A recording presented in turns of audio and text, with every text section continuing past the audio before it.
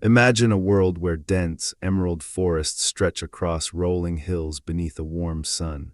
Picture rivers carving their way through valleys thick with vegetation, their waters teeming with life. Envision creatures unlike anything alive today walking along sandy shores, hunting in shallow seas, and calling through air that carries no hint of frost. Now, understand that this world exists. It lies beneath 2 miles of solid ice, frozen in time, waiting to reveal its secrets to those patient enough to listen to the stones. This is Antarctica, not the Antarctica of howling winds and endless white, but the Antarctica of 50 million years ago, when the continent we now consider the most hostile place on Earth was, in truth, one of the most vibrant ecosystems the planet has ever produced. This is the story of that lost world, of the creatures that called it home, and of the slow, relentless transformation that buried paradise beneath a frozen tomb. The continent at the bottom of the world holds mysteries that challenge everything we think we know about our planet's history. For most of human existence, we have known Antarctica only as a place of extremes, a frozen desert where temperatures plunge so low exposed skin freezes in minutes, where winds howl across ice sheets at speeds that would devastate any other landscape, where the verity of life seems almost impossibly optimistic. Yet beneath that ice, preserved in stone and sediment, lies evidence of a world different from what we see today, that it almost defies comprehension. Scientists have spent decades piecing together this puzzle, drilling through ice, excavating frozen rock, and analyzing fossils that speak of a time when Antarctica was connected to the rest of the world in ways both physical and ecological. What they have discovered is nothing less than a complete rewriting of our understanding of this mysterious continent. Antarctica was not always the isolated, frozen wasteland we know. It was once the beating heart of a vast southern ecosystem, a land of giants and abundance, a place where life flourished in ways that seem almost impossible when we look at the barren ice today. The journey to understanding Antarctica's past begins with a fundamental shift in perspective. We must learn to see the continent not as it is, but as it was, to strip away the ice in our minds and reveal the landscape that lies beneath. This is not merely an exercise in imagination. The evidence is real, tangible, carved into stone, and preserved in fossil beds that tell stories millions of years in the making. Every bone fragment, every leaf impression, every chemical signature locked in ancient sediments contributes to a portrait of a world lost but not forgotten. To understand how Antarctica became what it is today, we must first travel back in time to an era when the continents themselves were arranged differently, when the map of the world would have been unrecognizable to modern eyes. This journey takes us not just through time, but through the very mechanisms that drive planetary change, the slow dance of tectonic plates, the circulation of ocean currents, the subtle shifts in atmospheric chemistry that can transform entire worlds over millions of years. The story begins approximately 180 million years ago, during a period geologists call the Jurassic, when all the major landmasses of Earth were joined together in a supercontinent known as Pangaea. This vast landmass stretched across much of the globe, and Antarctica, though positioned near the South Pole, was connected to what would become South America, Africa, India, and Australia through an even larger southern portion called Gondwana. This connection was not merely geographical. It was ecological, allowing plants and animals to spread across vast distances, creating ecosystems that spanned multiple future continents. During this time, Antarctica's position near the pole did not condemn it to ice and cold as it does today. The global climate was dramatically warmer than our modern world. The concentration of carbon dioxide in the atmosphere was several times higher than present levels, creating a greenhouse effect that kept temperatures elevated across the entire planet. Even at high latitudes, conditions remained temperate, allowing forests to grow where ice sheets now dominate. The poles of the Jurassic world were not the frozen wastelands we know today. They were lands of endless summer days and long winter nights, but they remained warm enough to support diverse and thriving ecosystems. Evidence of this ancient warmth comes from multiple sources. Fossilized plant material recovered from Antarctic rocks dating to this period shows species that simply could not survive in frozen conditions. These plants required specific temperature ranges to grow, reproduce, and complete their life cycles. Their presence in Antarctic sediments tells us with certainty that temperatures during this time remained well above freezing for most of the year, probably averaging somewhere between 10 and 20 degrees Celsius during the warmest months. The vegetation of ancient Antarctica was dominated by conifers and ferns, creating landscapes that would have resembled the forests of modern New Zealand or southern Chile. Tall trees formed canopies over understories thick with smaller plants, creating layered ecosystems that supported diverse communities of animals. The forests were not uniform but varied with local conditions, with different species assemblages on coastal plains, river valleys, and higher elevations. This diversity of habitats supported a corresponding diversity of life, from small insects pollinating primitive flowers to large reptiles hunting through the undergrowth. Among the most remarkable inhabitants of Jurassic Antarctica were the dinosaurs. Yes, dinosaurs once walked across the land that now lies buried beneath miles of ice. Fossil evidence recovered from multiple sites across the continent confirms that these magnificent creatures made their homes in Antarctic forests, adapting to the unusual light conditions of high-latitude existence. During summer months, the sun would have remained above the horizon for extended periods, creating endless days of warmth and light. During winter, darkness would have descended for equally extended periods, though temperatures apparently remained mild enough that the dinosaurs could survive through these long nights. The dinosaur fauna of ancient Antarctica included both herbivores and carnivores, suggesting a complete ecosystem with multiple trophic levels. Large plant eaters would have browsed on the abundant vegetation, while predators would have hunted these herbivores in turn. The specific species present varied over time, but the overall pattern remained consistent for tens of millions of years. Antarctica was not a marginal habitat where a few species barely survived.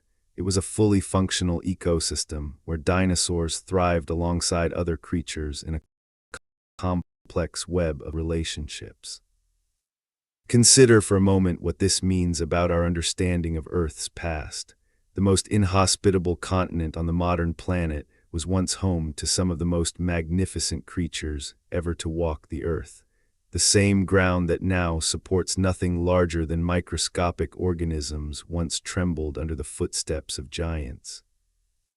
The transformation from that world to this one represents one of the most dramatic environmental changes in Earth's history, a complete replacement of one reality with another over the course of millions of years. As the Jurassic gave way to the Cretaceous period, approximately 145 million years ago, Antarctica remained warm and biologically productive. The supercontinent of Gondwana was beginning to break apart, but the pieces remained close together, and Antarctica maintained its connections to neighboring landmasses. Ocean currents could not yield around the southern polar region, and the greenhouse climate continued to moderate temperatures across the continent. Forests still covered the land, dinosaurs still roamed through the trees, and life continued to flourish in ways that would seem impossible today. The Cretaceous period represents something of a golden age for Antarctic biodiversity. The fossil record from this time shows an abundance of plant and animal species, suggesting ecosystems that were stable, productive, and diverse. The vegetation had evolved to include flowering plants, adding new colors and new ecological possibilities to the ancient forests. These flowering plants provided food for new types of insects, which in turn fed new types of predators. The ecosystem was becoming more complex, more interconnected, and more resilient. Marine environments around the Cretaceous Antarctic coast were equally productive. Shallow seas teemed with life, from microscopic plankton to large marine reptiles. Mosasaurs, the great sea lizards of the Cretaceous, patrolled these waters, hunting fish and squid in seas that remained warm enough to support their cold-blooded metabolisms. Plesiosaurs, with their distinctive long necks and paddle-like limbs, also inhabited Antarctic waters, contributing to a marine ecosystem that rivaled any in the modern world for diversity and productivity. The coastal environments where land met sea were particularly rich zones of biological activity. River deltas deposited nutrient-rich sediments into nearshore waters, supporting abundant populations of shellfish, fish, and the larger animals that preyed upon them. Pterosaurs, the flying reptiles that dominated Mesozoic skies, would have nested along these coasts, feeding on fish and other marine organisms. The scene would have been one of constant activity, with creatures of all sizes going about the business of survival in an environment that provided abundant resources. Then, approximately 66 million years ago, everything changed. An asteroid approximately 10 kilometers in diameter struck the Earth in what is now the Gulf of Mexico, triggering a cascade of environmental catastrophes that would reshape life on the planet. The immediate effects included massive wildfires, a brief but intense period of extreme heating, followed by a prolonged impact winter as dust and debris blocked sunlight. The long-term effects included acid rain, disruption of photosynthesis, and the collapse of food chains around the world. For Antarctica, as for the rest of the planet, the extinction event at the end of the Cretaceous marked a profound turning point. The dinosaurs that had inhabited the continent for over 100 million years vanished, along with the marine reptiles that had patrolled its waters and the pterosaurs that had soared above its forests. The extinction was not selective based on geography. It was global, wiping out entire lineages regardless of where they lived. Antarctica lost its dinosaurs not because of anything specific to the continent, but because dinosaurs everywhere were pushed beyond the limits of survival. The aftermath of this extinction event opened new ecological opportunities. Mammals, which had existed alongside dinosaurs for millions of years, but had remained small and relatively inconspicuous, began to diversify and expand into niches left vacant by the departed reptiles. Birds, the direct descendants of certain dinosaur lineages, also underwent rapid diversification. In Antarctica, as elsewhere, these survivors inherited a changed world and began the process of rebuilding ecosystems from the surviving fragments. The period following the extinction, known as the Paleocene, saw Antarctica enter a new phase of its biological history. The continent remained warm, forests continued to grow, and life continued to flourish, but the cast of characters had changed dramatically. In place of dinosaurs, mammals began to appear in the fossil record. In place of pterosaurs, birds took to the skies. The fundamental structure of terrestrial ecosystems was being reorganized, though the physical environment itself remained largely unchanged. It is during this post-extinction period that some of Antarctica's most remarkable inhabitants appeared. Among these were the ancestors of the giant penguins that would later become icons of the continent's lost past. These early penguins were already specialized for aquatic life, having evolved from flying ancestors that had adapted to pursue prey underwater. But unlike the relatively modest penguins we know today, these ancient species were on an evolutionary trajectory that would eventually produce some of the largest birds ever to walk the earth. The emergence of penguins in Antarctic waters coincided with a period of exceptional marine productivity. The seas around the continent teemed with fish and squid, providing abundant food for any creature capable of exploiting these resources. Early penguins were well suited to this bounty, their streamlined bodies and powerful flippers allowing them to pursue prey through the water with remarkable efficiency. The warm temperatures meant that these birds faced no thermoregulatory challenges, allowing them to devote their energy entirely to growth, reproduction, and survival.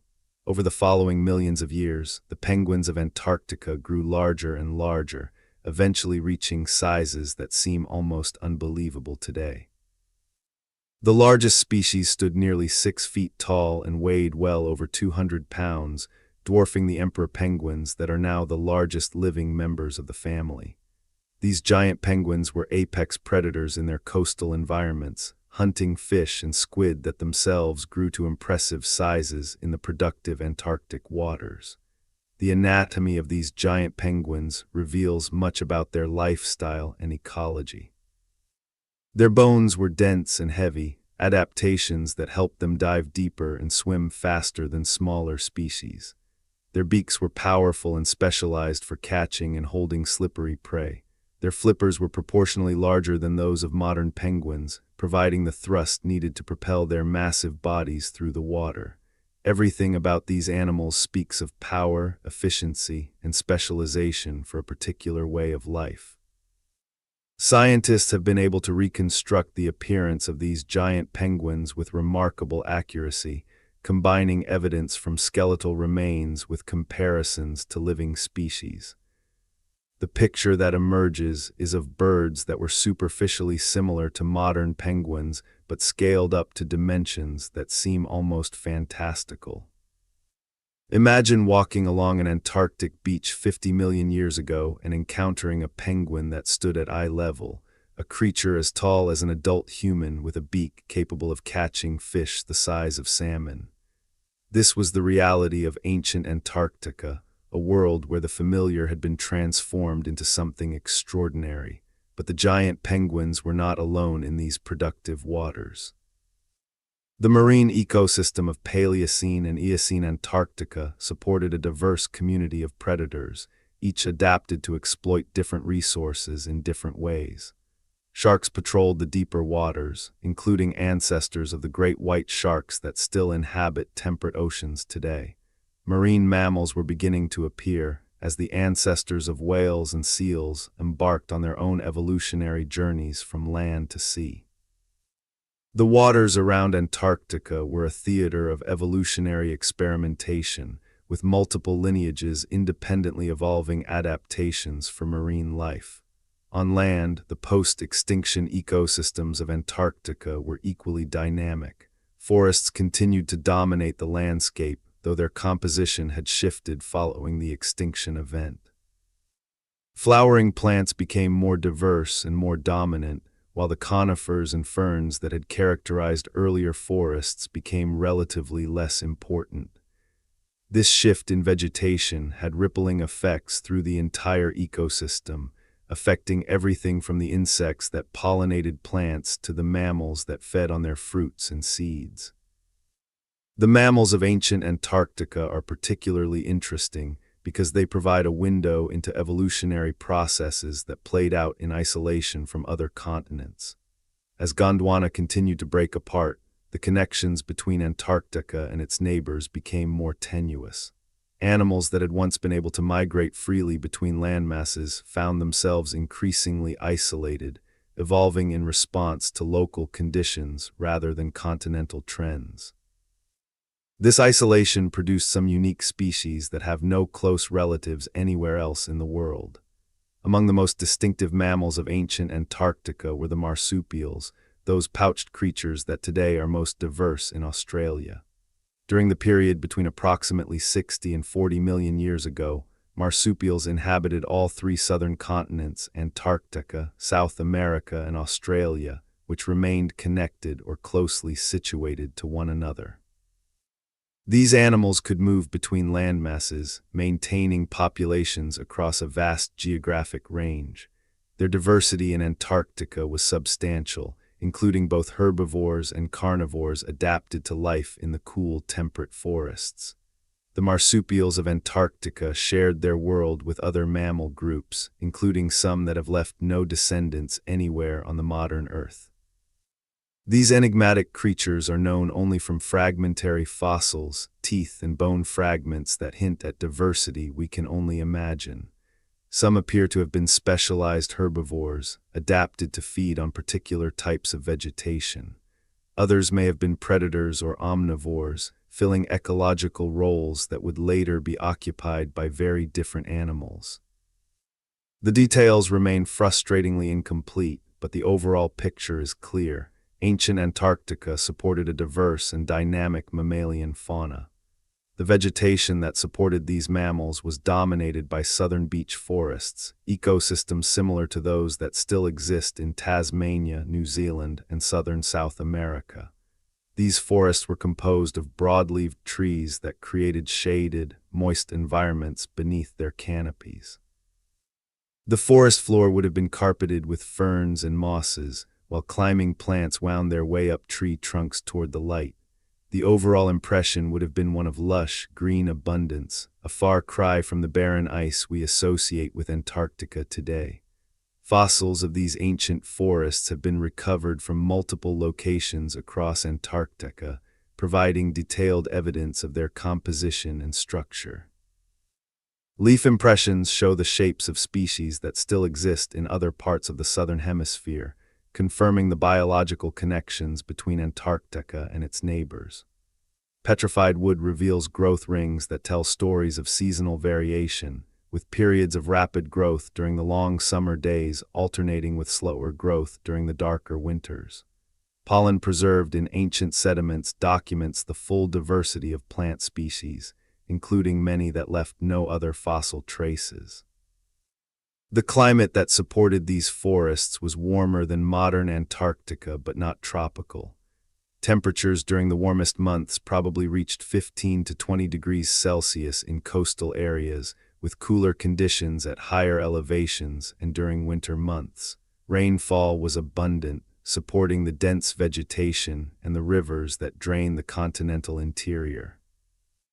The overall climate was similar to that of modern Tasmania or New Zealand, temperate and moist, with distinct seasons, but without the extreme cold that now dominates the continent. This relatively mild climate was maintained by several factors working in combination. The concentration of carbon dioxide in the atmosphere remained elevated compared to modern levels, maintaining a greenhouse effect that warmed the entire planet. Ocean currents were configured differently than they are today, with warm water from lower latitudes still able to reach Antarctic shores. And the continent itself, though positioned near the South Pole, was not completely isolated from the rest of the world, allowing heat to be transported through both oceanic and atmospheric circulation patterns. The concept of an ice-free Antarctica challenges many of our assumptions about how planets work. We tend to think of polar regions as inherently cold, as though the geometry of a spinning planet automatically condemns high latitudes to frozen conditions. But the example of ancient Antarctica shows that this relationship is not fixed.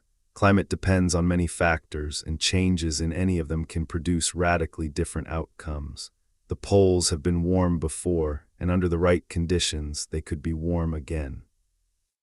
Understanding this past warmth requires us to think about Earth's climate as a system, with multiple interacting components that can shift between different stable states.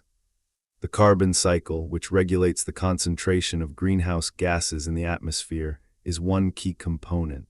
When volcanic activity releases more carbon dioxide than can be absorbed by weathering and biological processes, concentrations rise and temperatures increase. When absorption exceeds release, concentrations fall and temperatures decline. Over geological timescales, these processes have caused global climate to swing between greenhouse and icehouse states. During the period when Antarctica was warm and forested, Earth was in a greenhouse state. Volcanic activity was releasing carbon dioxide at rates that exceeded the planet's ability to absorb it, maintaining elevated concentrations that kept temperatures high across the globe. This situation persisted for tens of millions of years, providing the stable conditions needed for complex ecosystems to develop and flourish. The forests and animals of ancient Antarctica were not anomalies.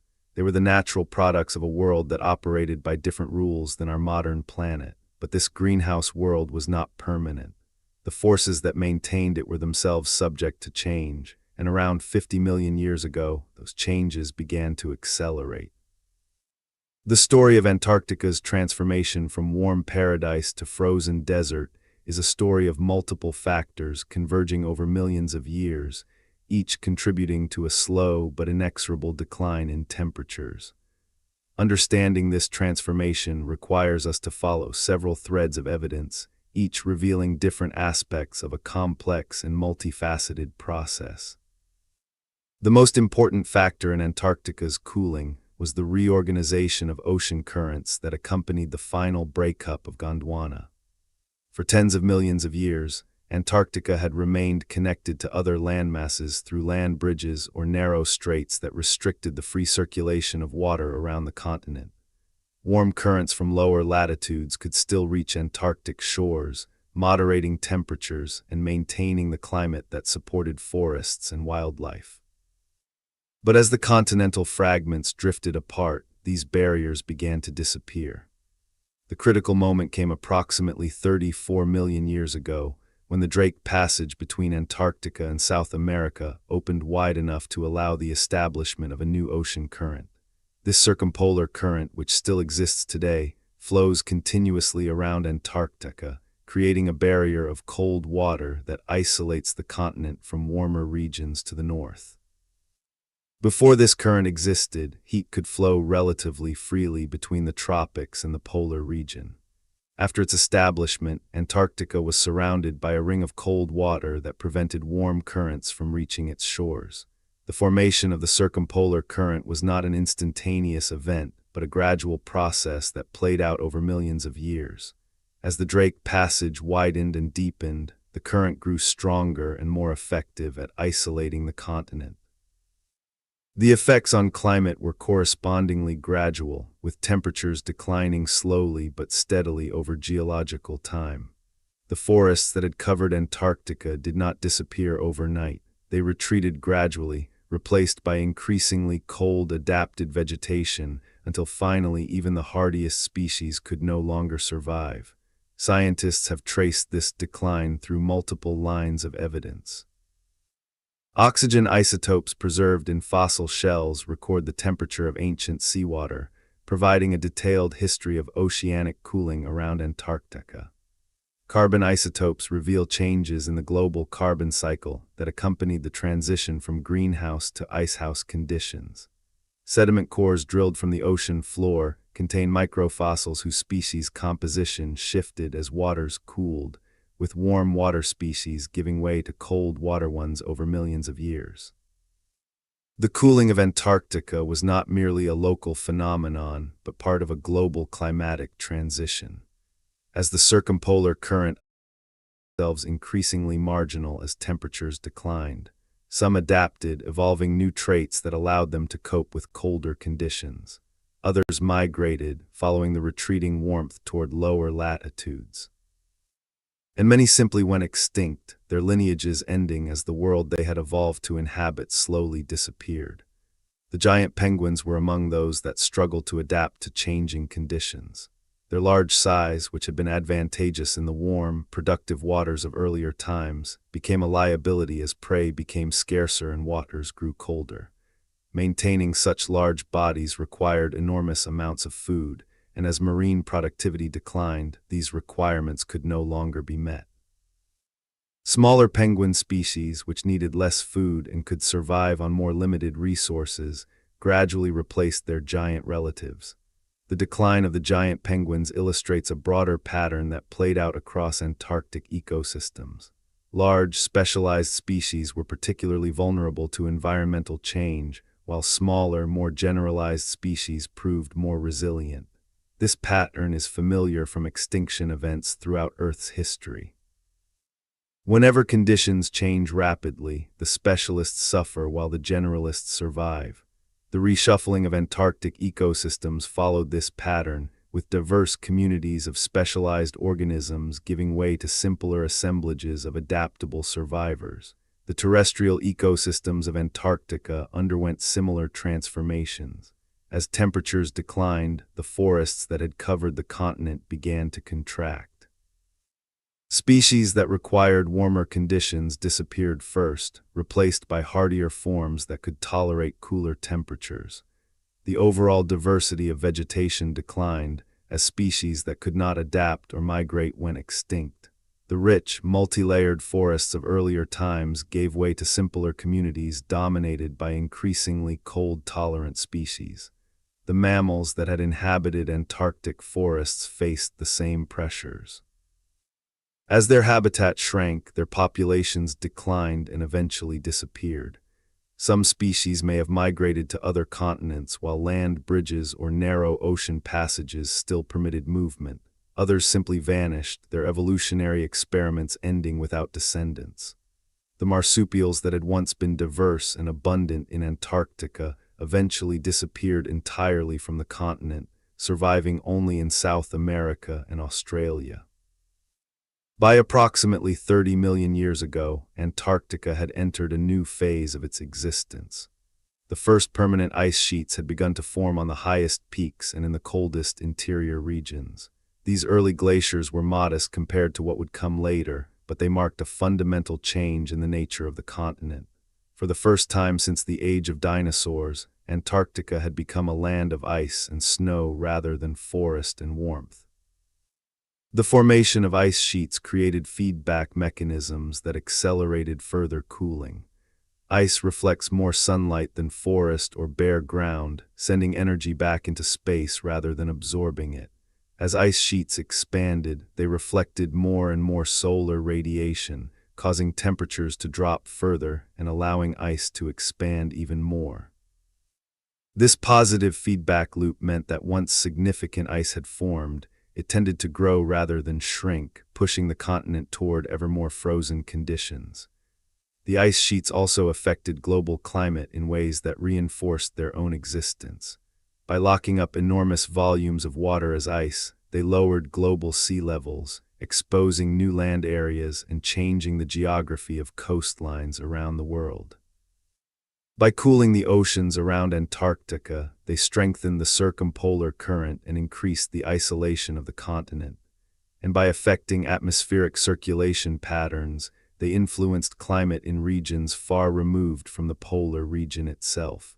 Despite the growing ice, life persisted on the margins of Antarctica for millions of years after the first glaciation began. Coastal areas remained ice-free during warmer periods, supporting communities of plants and animals that had adapted to increasingly harsh conditions. During glacial advances, these refugia shrank but did not disappear entirely. During interglacial retreats, they expanded, allowing populations to recover and even diversify. This pattern of advance and retreat continued for tens of millions of years, with life clinging to existence even as the continent grew ever colder. The vegetation of these refugia was dominated by increasingly cold, hardy species. Southern beeches persisted longer than most other trees, their tough leaves and antifreeze compounds allowing them to survive temperatures that would kill less adapted species. Mosses and lichens became more important as conditions grew more extreme, their ability to desiccate and revive allowing them to cope with the challenges of Antarctic existence. Eventually, even these hardy survivors would disappear from the continental interior, though they persisted longer in coastal areas and on offshore islands. The animals that survived in these marginal environments were similarly adapted to challenging conditions. Penguins continued to thrive in Antarctic waters, though the giant species had long since disappeared. Seals hauled out on rocky shores, their thick blubber insulating them against the cold. Birds nested on coastal cliffs and headlands, taking advantage of the abundant marine food resources that continued to exist despite cooling waters. The ecosystem was simpler than it had been in warmer times, but it remained functional and productive. The final disappearance of trees from Antarctica occurred approximately 3 to 5 million years ago, depending on which part of the continent we consider. By this time, the ice sheets had expanded to cover most of the continental interior, leaving only narrow coastal strips ice-free during summer months. Even these areas experienced conditions too harsh for trees to survive. The last forests died, leaving behind only fossils to record their former existence. With the disappearance of forests, Antarctica entered essentially its modern state. The continent was covered by ice miles thick in places, with only the highest mountains and narrowest coastal margins remaining exposed. Temperatures plunged to levels that would have been unimaginable during the warm period, with winter temperatures in the interior dropping below -80 degrees Celsius. The land that had once supported dinosaurs and giant penguins had become the coldest, driest, and most hostile environment on the planet. The transition from warm paradise to frozen desert took approximately 50 million years, a span of time so vast that it challenges human comprehension. To put it in perspective, the entire history of human civilization represents approximately 10,000 years, 1/5000th of the time required for Antarctica's transformation. The processes that reshaped the continent operated on timescales that dwarf human existence, moving too slowly to observe directly but leaving unmistakable evidence in the geological record. Understanding this transformation requires us to think about time differently than we normally do. We are accustomed to change that happens on human timescales, years or decades or perhaps centuries. The changes that transformed Antarctica happened on timescales of millions of years, gradual enough that any observer living through them would not have noticed anything unusual. Each generation experienced essentially the same conditions as the one before, yet over millions of generations, the world was completely transformed. This perspective has profound implications for how we understand our own world and its future. The Earth system operates on multiple timescales simultaneously, with some processes acting rapidly and others acting slowly. The slow processes are no less important for being gradual. They can produce changes just as dramatic as any sudden catastrophe, given enough time. The transformation of Antarctica demonstrates that entire worlds can be erased by the patient, persistent action of geological and climatic forces. But Antarctica's story is not merely one of loss and destruction. It is also a story of preservation, of how the ice that buried the ancient landscapes also protected them from further change. Beneath the frozen surface, the remains of the old world persist, waiting to be discovered by scientists patient enough to seek them out. The fossils and sediments that tell the story of ancient Antarctica survived precisely because they were seas, protected from the erosion and destruction that would have eliminated them in more dynamic environments. The scientific exploration of Antarctica's past is itself a remarkable story, involving expeditions to some of the most inhospitable locations on Earth, drilling through miles of ice and frozen rock, and piecing together fragmentary evidence into coherent narratives. The researchers who do this work face challenges that would deter most people: extreme cold, dangerous isolation, and the sheer difficulty of conducting fieldwork in conditions that can kill the unprepared. Yet they persist, driven by the desire to understand our planet's history and the processes that have shaped it. The first hints that Antarctica had once been warm came from explorers in the early 20th century, who discovered coal deposits in rocks exposed along the continent's margins. Coal forms from ancient plant material, requiring conditions that seemed impossible in the frozen Antarctic environment. The discovery was puzzling at first, but it pointed toward a past radically different from the present. Later expeditions found fossilized wood and even preserved leaves, confirming that Antarctica had indeed once supported forests. The theory of plate tectonics, developed in the mid-20th century, provided the framework needed to understand these discoveries. Scientists realized that continents were not fixed in place but moved slowly across the Earth's surface, driven by convection currents in the underlying mantle. Antarctica had not always been at the South Pole. It had drifted there over geological time, carrying with it the remains of ecosystems that had developed when the continent was in very different positions and experienced very different climates. As our understanding of plate tectonics deepened, so did our appreciation of Antarctica's complex history. The continent had been part of Gondwana, which had itself been part of the even larger supercontinent Pangaea. Its drift toward the pole had been accompanied by separation from neighboring landmasses, leading to the isolation that eventually triggered its freezing. Every aspect of Antarctica's transformation could be traced back to the movement of tectonic plates, the fundamental process that shapes Earth's surface over geological time. The discovery of fossils continued to provide new insights into Antarctica's past. In 1982, scientists discovered the first dinosaur fossils on the continent, confirming that these magnificent creatures had indeed inhabited the ancient forests. Subsequent discoveries added detail to this picture, revealing multiple dinosaur species that had lived on the continent during different time periods. The Antarctic dinosaur fauna turned out to be diverse and distinctive, including species found nowhere else in the world. The fossils of ancient penguins proved equally revealing. Beginning in the 1970s, paleontologists began discovering penguin bones that indicated species far larger than any alive today. These discoveries revolutionized our understanding of penguin evolution, showing that the family had been more diverse in the past than previously realized. The giant penguins became icons of Antarctica's lost world, capturing public imagination and driving further research into the continent's biological history. Each new discovery added pieces to the puzzle, building an increasingly detailed picture of ancient Antarctica. Fossil mammals revealed the diversity of the continent's terrestrial fauna. Fossil marine organisms documented the productivity of its ancient seas.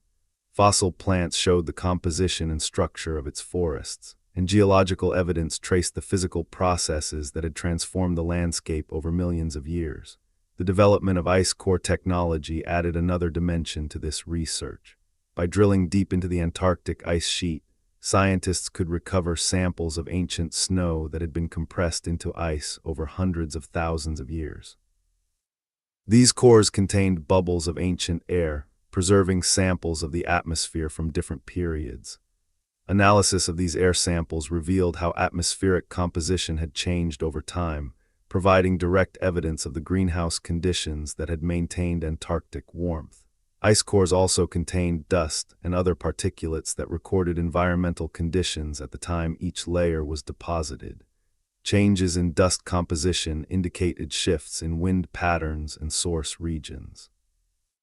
Volcanic ash layers marked major eruptions whose effects could be traced across the globe, and biological material, including pollen and microbial remains, documented the life that had existed when each layer formed. The ice cores were essentially libraries of environmental history, waiting to be read by scientists with the tools to interpret them. Seismic surveys revealed the shape of the bedrock beneath the ice, showing a landscape of mountains, valleys, and basins that had been hidden for millions of years. These surveys demonstrated that Antarctica's ice sheet was not resting on a flat surface, but on complex topography that influenced how the ice flowed and accumulated. Some areas had bedrock below sea level, vulnerable to melting from beneath by warming ocean waters. Other areas had high peaks that remained exposed even during periods of maximum glaciation. The combination of fossils, ice cores, seismic data, and other evidence has allowed scientists to reconstruct Antarctica's history in remarkable detail. We now understand not only what happened, but why it happened, tracing the chains of cause and effect that transformed the continent over millions of years. This understanding provides perspective on our own time, showing how climate and ecosystems can change in response to shifting physical and chemical conditions. The story of Antarctica also illuminates the processes of evolution and extinction that have shaped life on Earth. The creatures that inhabited ancient Antarctica evolved in response to the conditions of their time, developing adaptations suited to warm forests and productive seas. When those conditions changed, they faced challenges that forced evolutionary responses. Some species adapted, some migrated, and some went extinct. The pattern is familiar from other times and places, confirming that evolution operates according to consistent principles, regardless of geography or epoch. The giant penguins provide a particularly instructive example of evolutionary rise and fall. They evolved during a period when conditions favored large body size, reaching dimensions that have never been matched by their descendants. Their success depended on specific environmental conditions, warm waters, abundant prey, and the absence of competing predators. When those conditions changed, their advantages became disadvantages, and they were replaced by smaller species better suited to the new reality. This pattern of evolutionary replacement has played out countless times across Earth's history. Species rise to prominence when conditions favor them and decline when conditions change. The process seems cruel from an individual perspective, but it is the mechanism by which life adapts to changing worlds. Without extinction, evolution would have no raw material to work with. Without the disappearance of old species, there would be no ecological space for new ones to fill. Antarctica's transformation also illustrates the concept of tipping points in Earth system dynamics. The cooling of the continent was not linear but proceeded in phases, with periods of relative stability punctuated by rapid transitions. The establishment of the circumpolar current was one such tipping point, triggering a cascade of changes that fundamentally reorganized the Southern Ocean and Antarctic climate. Once the current was established, there was no going back. The system had entered a new state from which it could not easily escape. Understanding tipping points is crucial for predicting how Earth's climate might behave in the future. The Antarctic experience suggests that gradual changes in forcing factors can eventually trigger sudden and irreversible transitions in system behavior. The same mechanisms that drove Antarctica's cooling could potentially operate in reverse under different conditions, triggering rapid warming rather than cooling. The ice sheets that now cover the continent could themselves represent a tipping point, with sufficient warming potentially triggering collapse that would be difficult or impossible to reverse.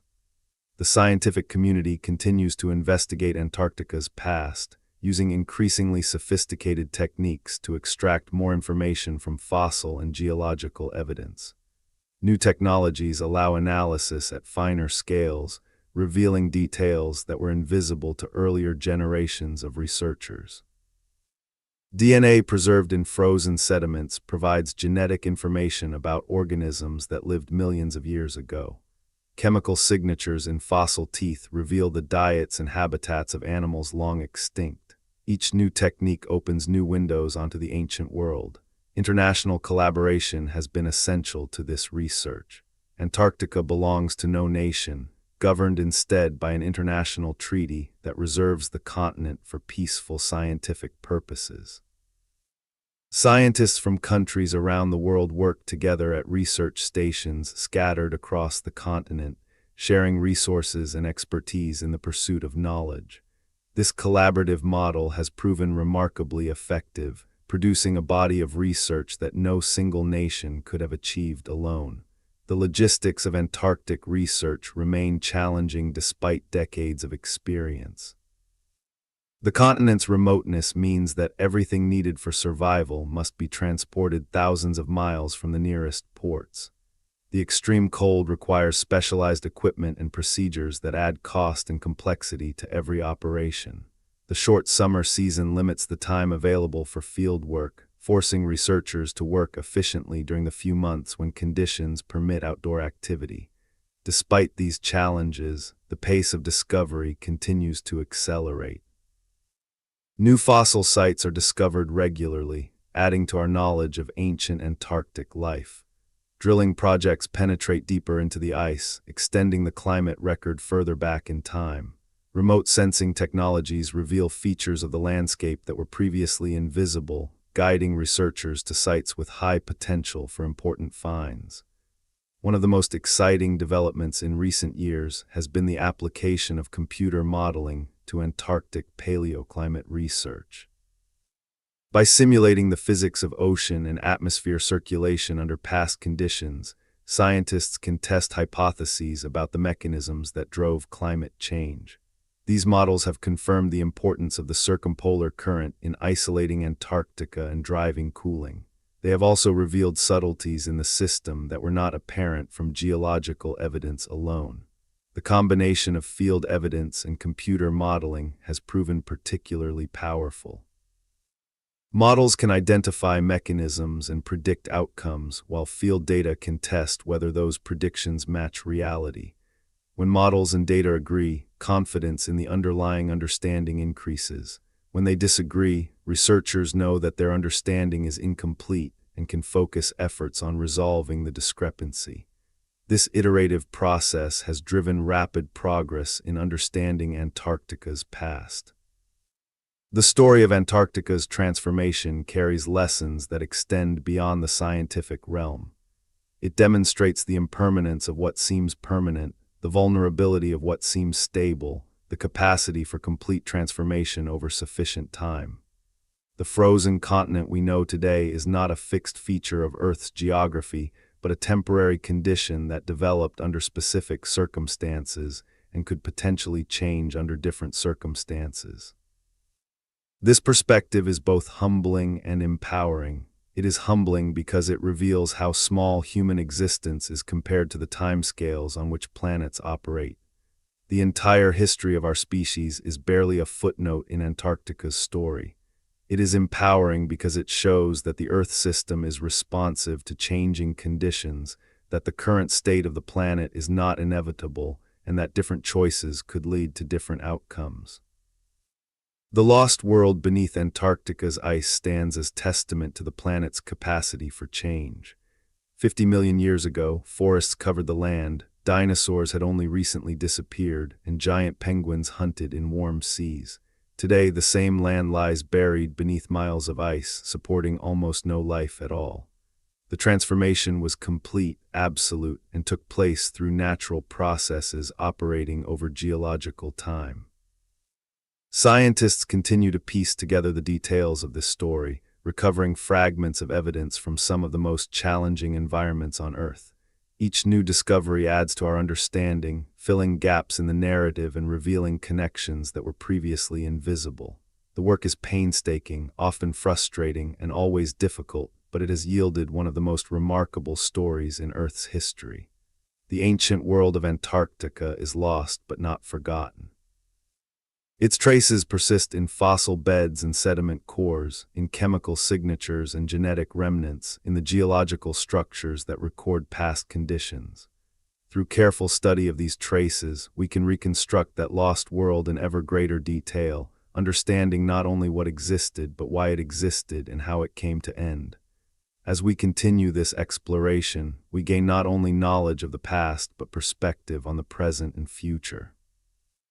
The processes that transformed Antarctica continue to operate, shaping our world in ways that may not be apparent on human timescales, but are inexorable over geological time. Understanding these processes is essential for understanding our planet and our place on it. The story continues to unfold as researchers probe ever deeper into Antarctica's past. Each field season brings new discoveries, new questions, and new insights into the world that once existed where ice now reigns supreme. The continent keeps its secrets grudgingly, revealing them only to those persistent enough to seek them out in the most challenging conditions on Earth. What remains certain is that Antarctica was not always what it is today. The frozen desert that we see now is just the most recent chapter in a much longer story, a story that began when the continent was connected to other landmasses and covered with forests, and that continues to unfold as the ice advances and retreats in response to forces beyond human control. The lost world beneath the ice is a reminder of Earth's dynamism, of the planet's capacity to transform itself completely over millions of years. It is a window into deep time, a glimpse of conditions so different from our own that they challenge our assumptions about what is normal and what is possible. And it is a warning, or perhaps a promise, that the world we know is no more permanent than the worlds that came before. Scientists estimate that the ice sheets of Antarctica contain a frozen record extending back at least several million years, preserving atmospheric samples and environmental indicators from epochs that preceded human existence by vast spans of time. This record is priceless for understanding how Earth's climate system operates, providing evidence of past conditions that can be used to test models and calibrate predictions about the future. The drilling projects that have recovered the longest ice cores represent some of the most impressive technical achievements in the history of science. Working in conditions that would kill unprotected humans within minutes, these projects have extracted continuous ice columns extending more than 3 kilometers from surface to bedrock. Each meter of core represents thousands of years of accumulated snow, each layer preserving a snapshot of conditions at the time it formed. Analysis of these cores has revolutionized our understanding of climate variability. They show that Earth's climate has never been stable for long periods, instead oscillating between warmer and colder conditions on timescales ranging from decades to hundreds of thousands of years. These oscillations are driven by variations in Earth's orbit around the Sun, changes in solar output, volcanic eruptions, and feedbacks within the climate system itself. The ice cores provide the raw data needed to understand these complex interactions. The oldest ice recovered from Antarctica dates back approximately 800,000 years, though researchers are working to recover even older samples from sites where the ice sheet has remained particularly stable. These ancient ice samples contain air bubbles that preserve atmospheric composition from times long before human civilization existed, allowing direct measurement of greenhouse gas concentrations in the past. What these measurements reveal is striking. During ice ages, atmospheric carbon dioxide concentrations were lower, typically around 180 parts per million. During interglacial periods like the present, concentrations rose to around 280 parts per million. These variations are tightly correlated with temperature, confirming the connection between greenhouse gases and global climate. The current atmospheric carbon dioxide concentration exceeds 420 parts per million, far higher than any level recorded in the ice core record. This observation has profound implications for understanding current climate change and for predicting future conditions. The ice cores from Antarctica provide the context needed to evaluate modern changes against the background of natural variability. But the ice cores represent only the most recent fraction of Antarctica's history. To understand the warm world that existed 50 million years ago, scientists must turn to other evidence: the fossils, sediments, and geological structures that preserve records of conditions too ancient to be captured in ice. The geological record of Antarctica is challenging to access because most of the continent is covered by ice. Only about 2% of the land surface is exposed, limited to coastal areas, mountain peaks that rise above the ice, and a few valleys where conditions have prevented ice accumulation. These exposed areas provide the windows through which scientists can examine the continent's ancient past.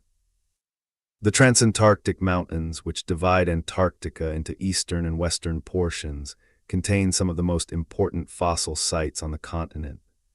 These mountains were uplifted over millions of years, raising rocks from deep beneath the surface and exposing them to erosion and study.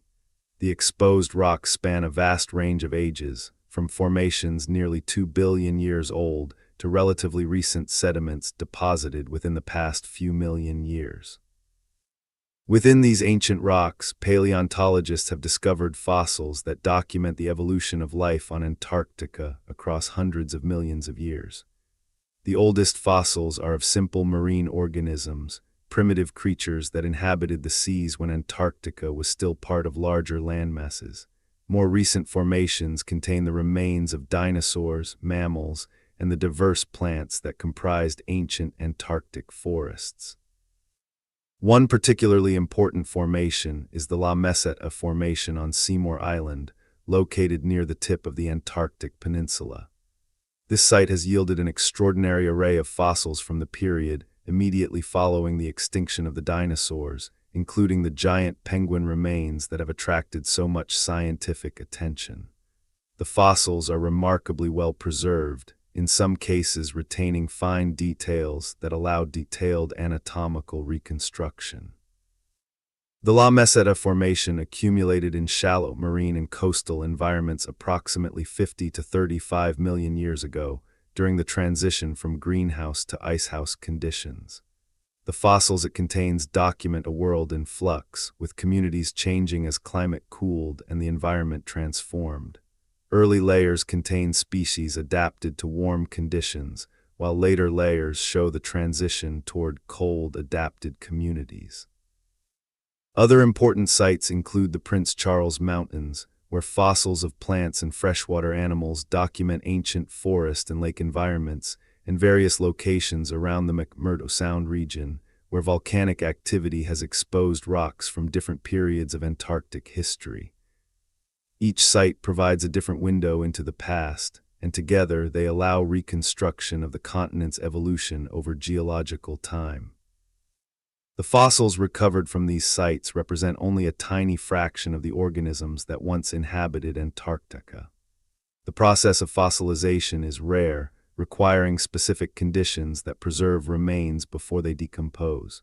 Most organisms that die leave no trace in the geological record, their bodies recycled by decomposers and erased from history. The fossils we find are the lucky few, the exceptions whose circumstances of death and burial allowed preservation across millions of years. Despite this limitation, the Antarctic fossil record is remarkably informative. The species that have been discovered span a wide range of ecological roles, from tiny insects to large marine predators. This diversity suggests that the ecosystems of ancient Antarctica were complex and well-developed, comparable in structure and function to ecosystems in other parts of the world during the same time periods. The study of ancient Antarctic ecosystems provides insights that extend beyond the continent itself. Because Antarctica was connected to other landmasses for much of its history, it served as a pathway for the dispersal of species between different parts of the world. Understanding what lived in Antarctica helps scientists understand how plants and animals spread across the southern hemisphere, colonizing new territories and evolving into the diverse forms we see today. The biogeographic connections between Antarctica, South America, and Australia are particularly well documented. During the period when these landmasses were connected or closely situated, species could move relatively freely between them, resulting in shared floras and faunas. Many of the species now found in one region have close relatives in the others, reflecting this shared history. The southern beech trees provide a clear example of this pattern. These trees are found today in Tasmania, New Zealand, and southern South America, but they are absent from Africa and most other continents. This distribution pattern puzzled early botanists who could not understand how trees could have spread between landmasses separated by vast oceans. The discovery that Antarctica had once supported extensive southern beech forests explained the mystery. The trees had spread across Gondwana when the continents were connected, then were isolated on separate landmasses as the supercontinent broke apart. Similar patterns are observed in animals. Marsupials, which reached their greatest diversity in Australia, have relatives in South America but not in Africa or Asia. This distribution reflects the former connections through Antarctica, which allowed marsupials to spread between the landmasses before their final separation. The Australian marsupials descended from ancestors that migrated from South America through Antarctica millions of years ago, before the cooling of the southern continent eliminated the habitats that made such migration possible. The study of these biogeographic patterns has been revolutionized by advances in genetic analysis. By comparing the DNA of living species, scientists can estimate when different lineages diverged from common ancestors.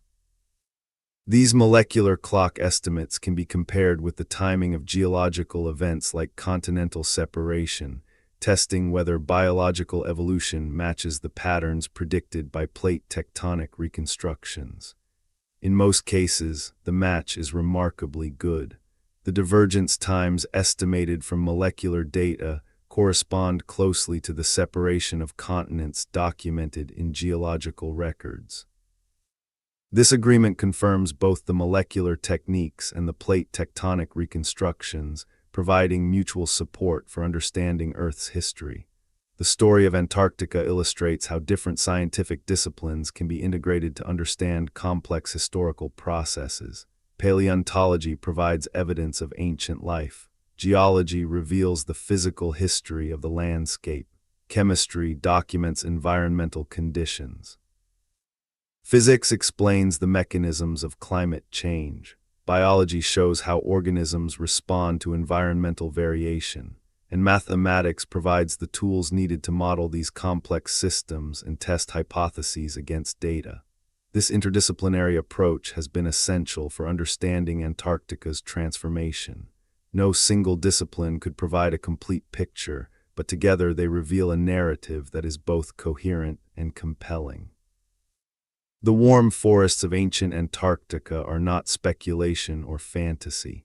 They are established facts, documented by multiple independent lines of evidence that converge on the same conclusions. The scientific community's confidence in this understanding is high precisely because the evidence is so diverse and so consistent. Different types of evidence could have contradicted each other, revealing flaws in the overall narrative.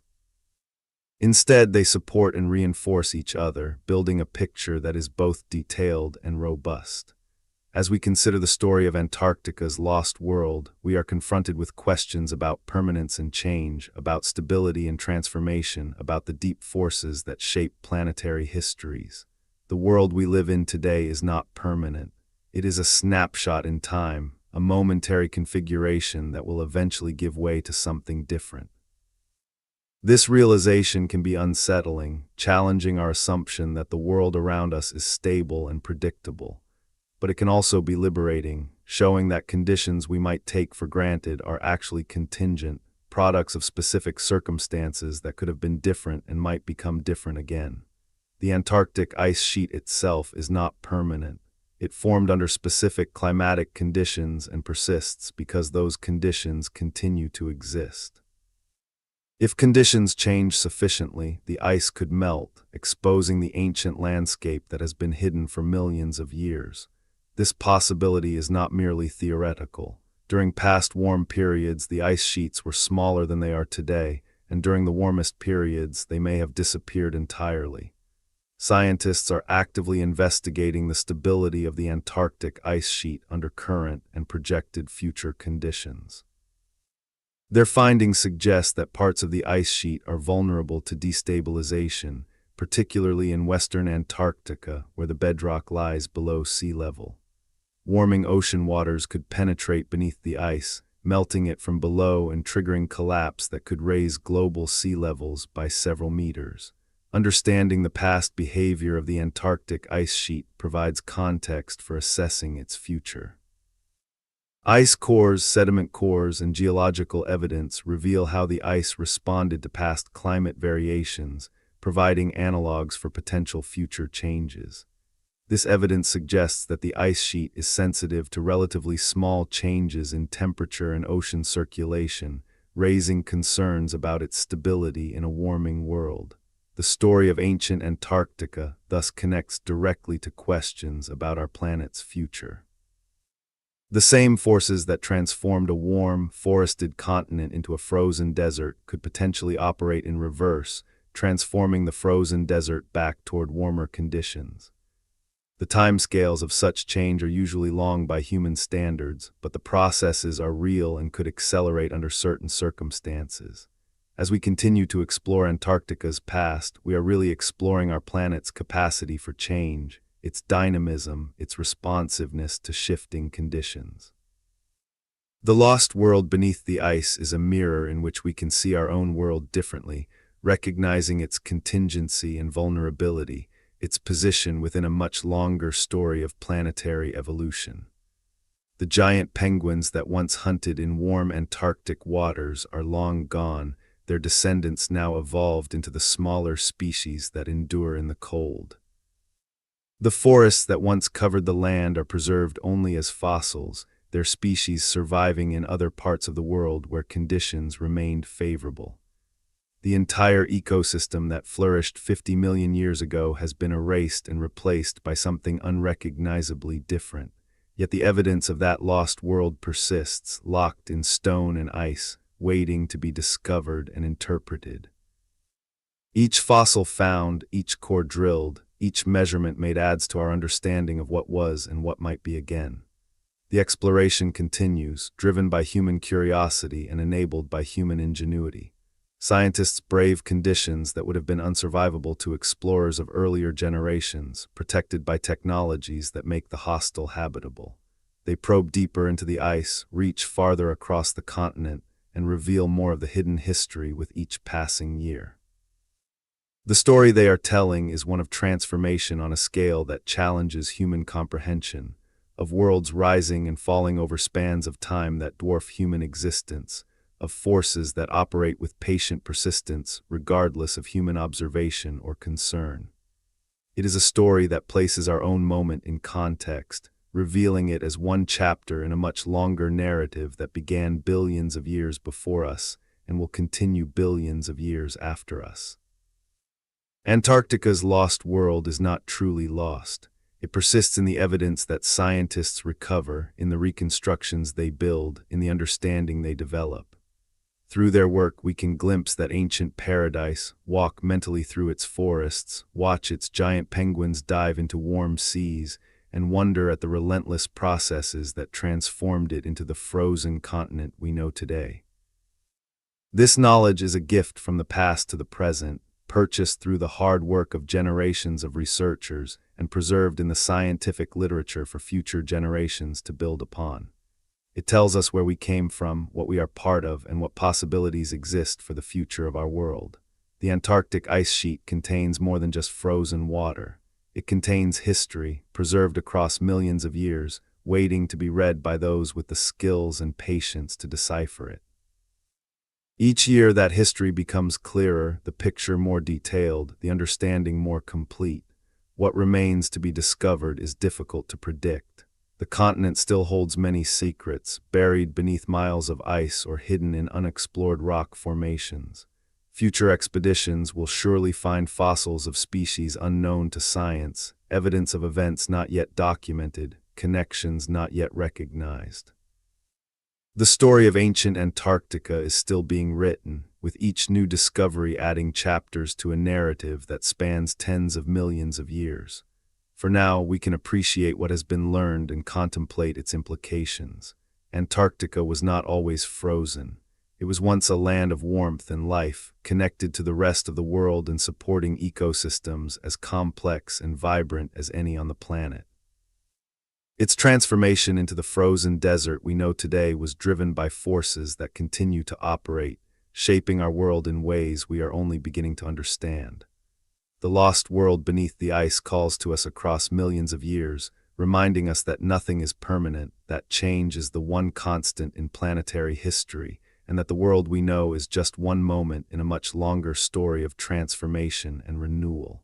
The ice remembers everything. Long after the forests fell silent and the last warm-blooded creature retreated from the advancing glaciers, the ice preserved what the land could not.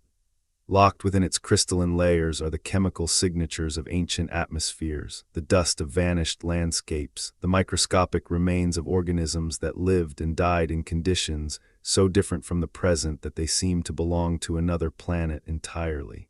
In many ways, they do.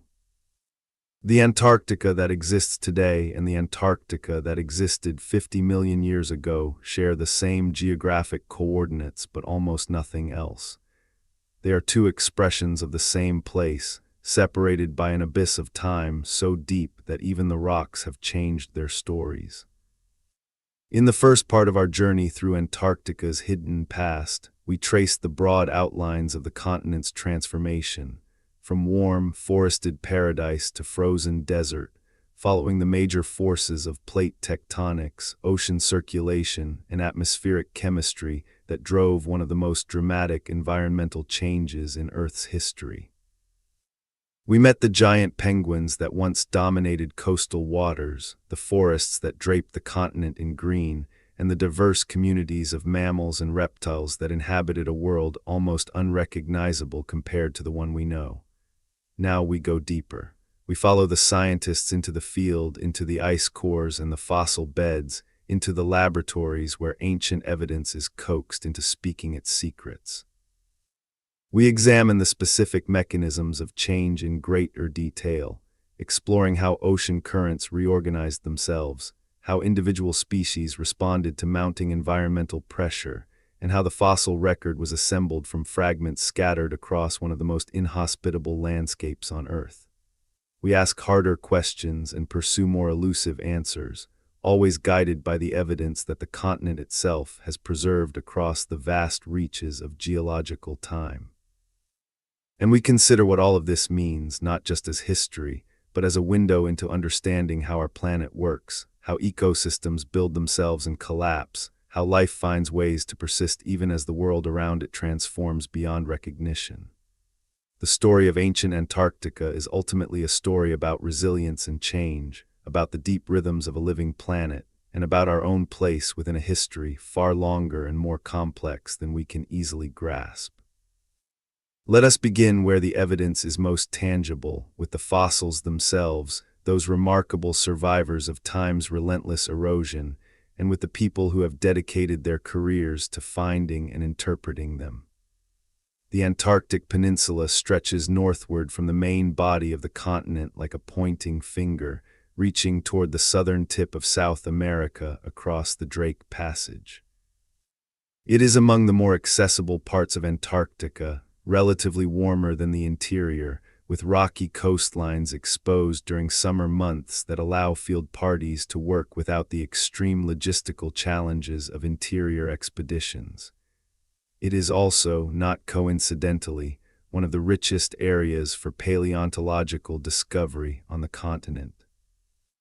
The rock formations exposed along the peninsula's margins contain some of the best preserved records of Antarctic life from the critical period of environmental transition, roughly 35 to 55 million years ago, when the continent was shifting from warm to cold.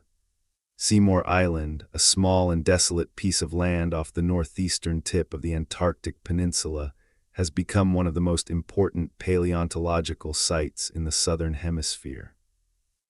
The island's sedimentary rocks were deposited in shallow marine and coastal environments during precisely the period when Antarctica was undergoing its most dramatic climatic transformation. Year after year, researchers returned to its wind-scoured shores to extract fossils from the frozen ground, working against the clock of the brief Antarctic summer. What they find there continues to astonish the scientific community. The La Meseta Formation, which dominates the island's exposed rock surfaces, has yielded thousands of fossil specimens representing hundreds of species.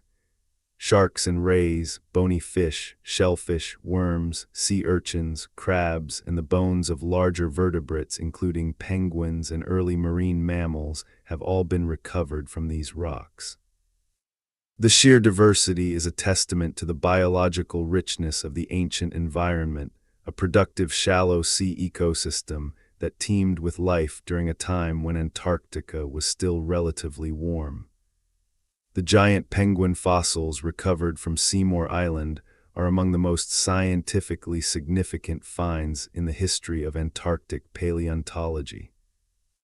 The first discoveries, made in the 1970s and expanded in subsequent decades, revealed bones that were unmistakably penguin in structure but dramatically larger than anything alive today.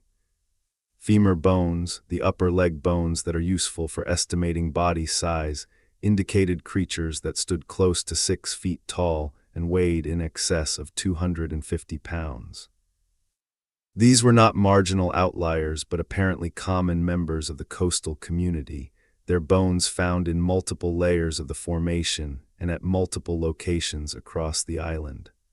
The scientific name given to one of the most thoroughly documented of these giants, Paleodyps klekauskea, means something close to ancient good diver, a fitting designation for a creature whose entire body plan was devoted to aquatic pursuit.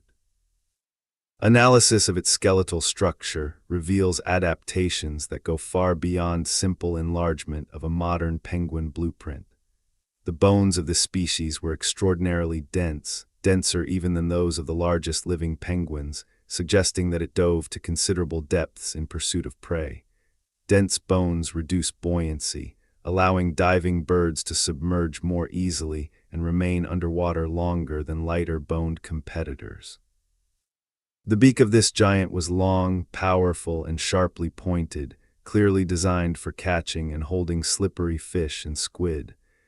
Comparisons with modern penguin beaks suggest that it may have been capable of striking prey with considerable force, possibly even stunning fish before seizing them.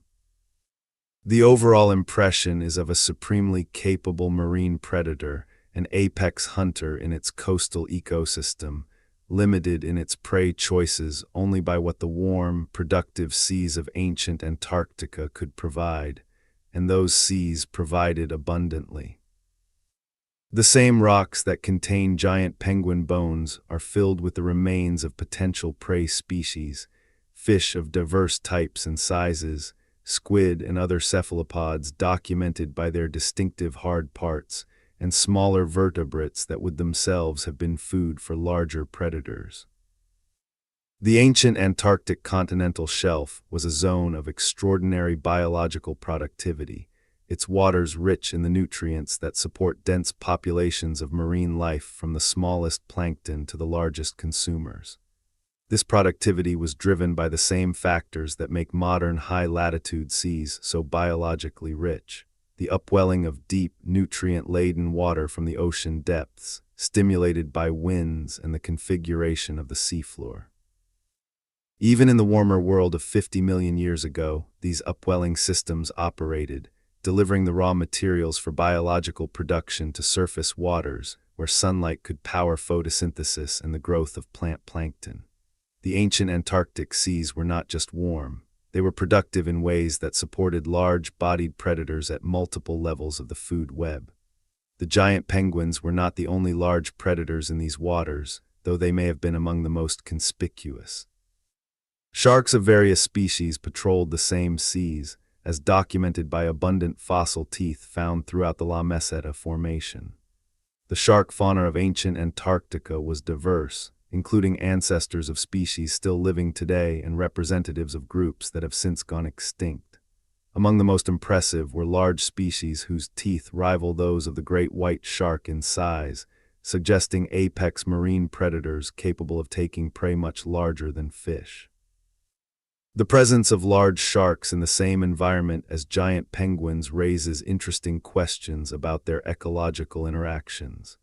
In modern ecosystems, sharks are significant predators of penguins, occasionally taking individuals at sea. The ancient Antarctic ecosystem likely experienced similar interactions, with sharks and penguins occupying overlapping niches in the marine food web. How they partitioned resources, which species hunted in which locations and at which depths, and how competition between them shaped the evolution of both groups are questions that fossil evidence can only partially answer. What the fossil evidence does reveal is that both groups were extraordinarily successful in the ancient Antarctic environment. Multiple penguin species are known from Seymour Island alone, ranging from the giant forms to species of intermediate size, and ultimately to precursors of the smaller penguins that would dominate the post-cooling world.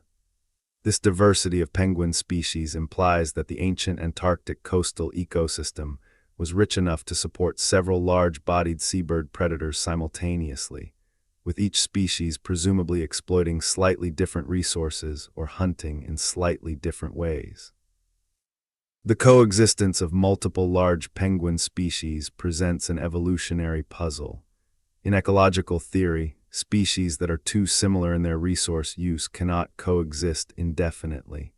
Competition drives one to extinction or forces evolutionary divergence until the species occupy sufficiently different ecological roles to coexist stably.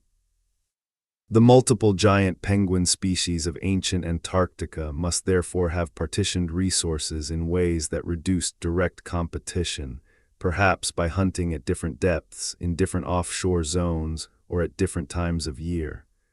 Detailed analysis of penguin bone chemistry is beginning to shed light on these questions. The chemical composition of bones reflects the composition of an animal's diet, as different prey species have distinct isotopic signatures that are incorporated into the tissues of their predators. By analyzing isotopes of carbon and nitrogen in fossil penguin bones, scientists can reconstruct the diets of individual specimens and compare them across species. Preliminary results suggest that different penguin species did indeed exploit different components of the marine food web, supporting the hypothesis that ecological divergence allowed their coexistence. Beyond the penguins, the marine fauna of ancient Antarctica included creatures that represent some of the earliest members of groups that would later become globally important. Among the most significant are the early marine mammals whose remains have been found in Antarctic fossil beds. These creatures were experimenting with the transition from land to sea, evolving adaptations for aquatic life while retaining some features of their terrestrial ancestors. The earliest whale relatives documented in Antarctic rocks are fragmentary, represented mainly by isolated teeth and bone fragments. But these fragments tell an important story about the origins of one of the most successful groups of marine mammals. Whales evolved from land mammals approximately 50 million years ago, and the Antarctic environment seems to have been an early staging ground for their marine radiation. The warm, productive seas of ancient Antarctica offered ideal conditions for early cetaceans, providing abundant food and relatively calm nearshore environments where transitional forms could exploit aquatic resources while still maintaining some connection to land. As these early cetaceans evolved more fully aquatic lifestyles over millions of years, the seas of the Antarctic and subantarctic became increasingly important as feeding grounds. The high productivity of southern waters, driven by nutrient upwelling and the long summer days that power photosynthesis, made them attractive destinations for large-bodied animals that required substantial food intake to support their massive bodies. The evolutionary trajectory that would eventually produce the blue whale, the largest animal ever to exist on Earth, was set in motion in part by the ecological opportunities available in these ancient southern seas. The story of whale evolution in Antarctic waters is one of the most compelling narratives to emerge from paleontological research in recent decades. By combining fossil evidence with genetic analysis of living species, scientists have been able to reconstruct the broad outlines of cetacean diversification, tracing the emergence of the major groups that survive today. The baleen whales, which filter enormous quantities of small organisms from seawater, appear to have evolved their characteristic feeding strategy at least partly in response to the high concentrations of plankton and small fish available in high-latitude seas like those surrounding Antarctica. The filter feeding strategy of baleen whales requires specific environmental conditions, dense aggregations of small prey that can be harvested in large quantities with each mouthful of water. Such conditions are most reliably found in productive upwelling zones, exactly the type of environment that characterizes the seas around Antarctica both today and in the past. The evolution of baleen from the teeth of earlier whale relatives was driven by selection for ever more efficient harvesting of these abundant but individually tiny prey items. Fossil baleen whales from Antarctic and subantarctic rocks document the diversification of this group over millions of years. The earliest forms were small by modern standards, with relatively simple feeding apparatus compared to the highly specialized structures of living species. Over time, the fossil record shows increasing sophistication in feeding mechanics, increasing body size, and increasing diversity of ecological strategies. By approximately 10 million years ago, something recognizable as the modern baleen whale feeding system had evolved, setting the stage for the dominance of these animals in modern southern oceans. While the marine fauna of ancient Antarctica has received considerable scientific attention, the terrestrial ecosystems deserve equal focus. The land-based communities of ancient Antarctica were as remarkable in their own way as the marine ones, supporting diverse assemblages of plants and animals in environments that would be entirely unrecognizable today. The reconstruction of ancient Antarctic terrestrial ecosystems begins with the plants, which form the foundation of any land-based food web and whose remains are often better preserved than those of animals. Fossil plants from Antarctic rocks document the composition of ancient forests and other vegetation types with impressive detail, allowing scientists to reconstruct the appearance and structure of habitats that existed tens of millions of years ago. The dominant trees of ancient Antarctic forests were southern beeches, members of the genus Nothofagus that still thrive in the southern hemisphere today. These trees are remarkable for their ability to grow in challenging environments, tolerating cool temperatures, acidic soils, and the extended periods of low sunlight that characterize high-latitude winters. Their presence in Antarctica tens of millions of years ago is confirmed by abundant fossil leaves, pollen, and wood, some of which is preserved well enough to show individual cell structures. The wood of ancient Antarctic trees reveals patterns of growth that document the seasonal conditions under which they developed. Like trees everywhere, they formed annual growth rings, with thick rings representing years of abundant growth and thin rings indicating periods of stress or limited resources. The rings preserved in Antarctic fossil wood show a consistent pattern, wide rings corresponding to summer growth, when long days provided ample sunlight for photosynthesis, and narrow rings corresponding to winter months when reduced light limited growth rates. This pattern confirms that ancient Antarctica, despite its relatively mild overall climate, experienced the same kind of seasonal variation that affects all high-latitude regions. The extended summer days that characterized the growing season were balanced by extended winter nights during which photosynthesis was severely limited. The plants had evolved strategies for managing this alternation, including the ability to shut down metabolic activity during the dark months and resume rapidly when light returned. Beneath the forest canopy, a diverse understory vegetation added further complexity to the ecosystem. Ferns were particularly important components of this understory, their fronds spreading to capture the filtered light that penetrated the canopy above. Tree ferns, which can reach impressive heights, may have formed a distinct layer between the forest floor and the canopy of the taller trees. Mosses carpeted the ground in moister areas, while liverworts and other bryophytes colonized rocks and fallen logs throughout the forest.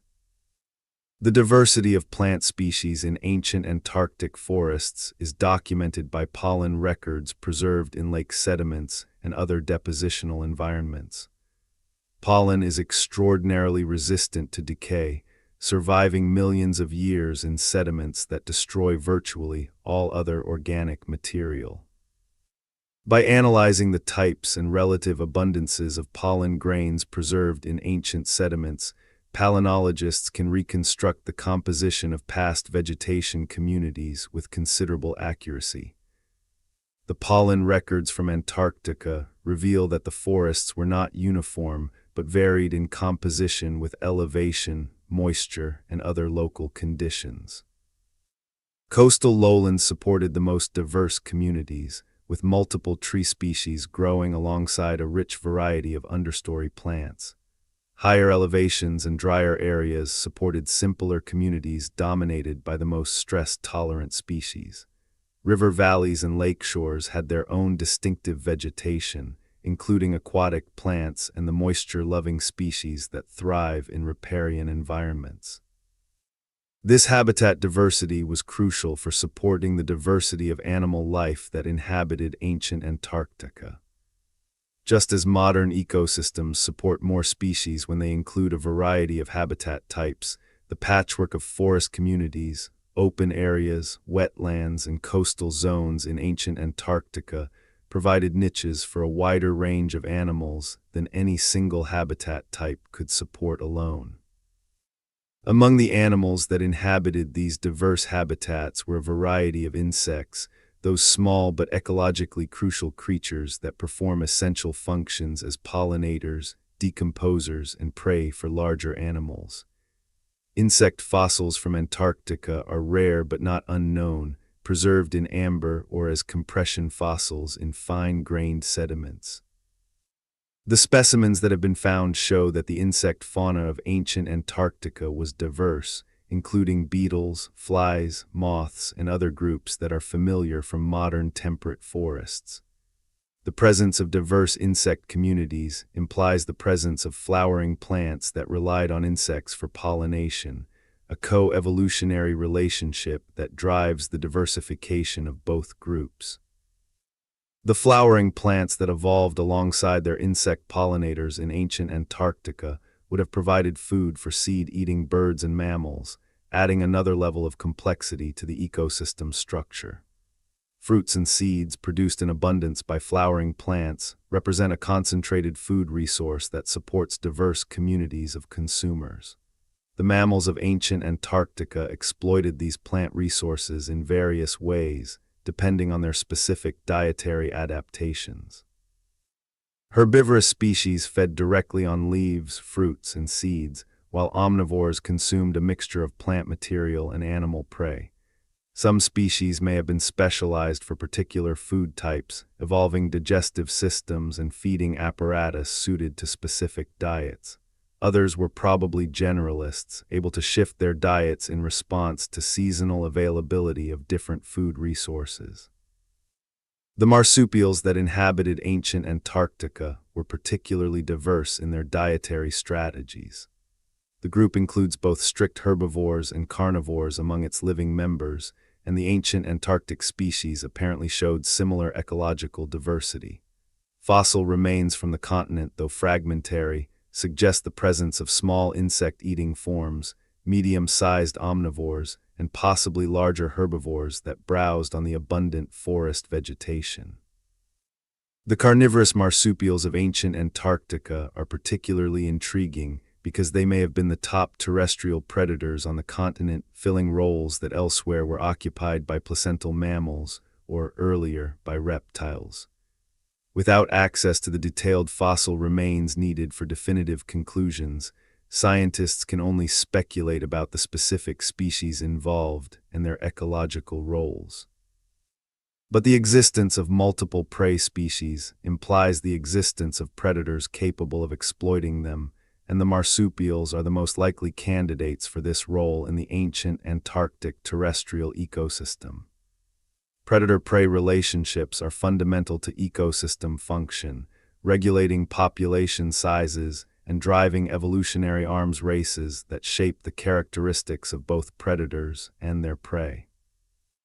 The ancient Antarctic ecosystem was subject to the same ecological dynamics that operate in modern systems, with predators influencing the behavior and evolution of their prey and prey populations limiting the abundance of their predators. Understanding these dynamics, even imperfectly, contributes to a more complete picture of how the ancient ecosystem functioned. The birds of ancient Antarctica added further diversity to the terrestrial community. While the giant penguins dominated the marine environment, other bird species occupied terrestrial and freshwater habitats. Fossil remains of various bird groups have been recovered from Antarctic rocks, though the record is fragmentary compared to that of the penguins. These birds occupied roles as aerial predators, wading birds in freshwater environments, and seed eaters in forest communities. The presence of diverse bird communities implies the existence of the resources needed to support them. Fish in rivers and lakes, small mammals and insects that aerial predators could hunt, and seeds and fruits produced by the abundant plant communities. The birds were thus both indicators of ecosystem richness and participants in ecosystem processes, performing functions ranging from seed dispersal to predator-prey interactions that shape the communities around them. Rivers and lakes were particularly important features of the ancient Antarctic landscape, providing freshwater environments that supported their own distinct communities of plants and animals. Freshwater fish inhabited the rivers, their bones occasionally preserved in the fossil record. Freshwater invertebrates, including crustaceans, insects, and various worm groups, processed organic material and served as food for larger animals. Aquatic plants colonized the shallower areas of lakes and rivers, adding yet another dimension of habitat diversity. The lakes of ancient Antarctica were probably similar in many respects to those found today in cool temperate regions. Stratified by temperature in summer, mixed by winds in autumn, and covered by ice for part of the winter in cooler areas, these lakes went through seasonal cycles of productivity and quiescence. During summer months, algae and cyanobacteria bloomed in sunlit surface waters, producing organic matter that supported communities of small crustaceans, insect larvae, and ultimately fish. This organic production also contributed to the sediment that accumulated on lake bottoms, creating the layered deposits that would later yield valuable paleoenvironmental information.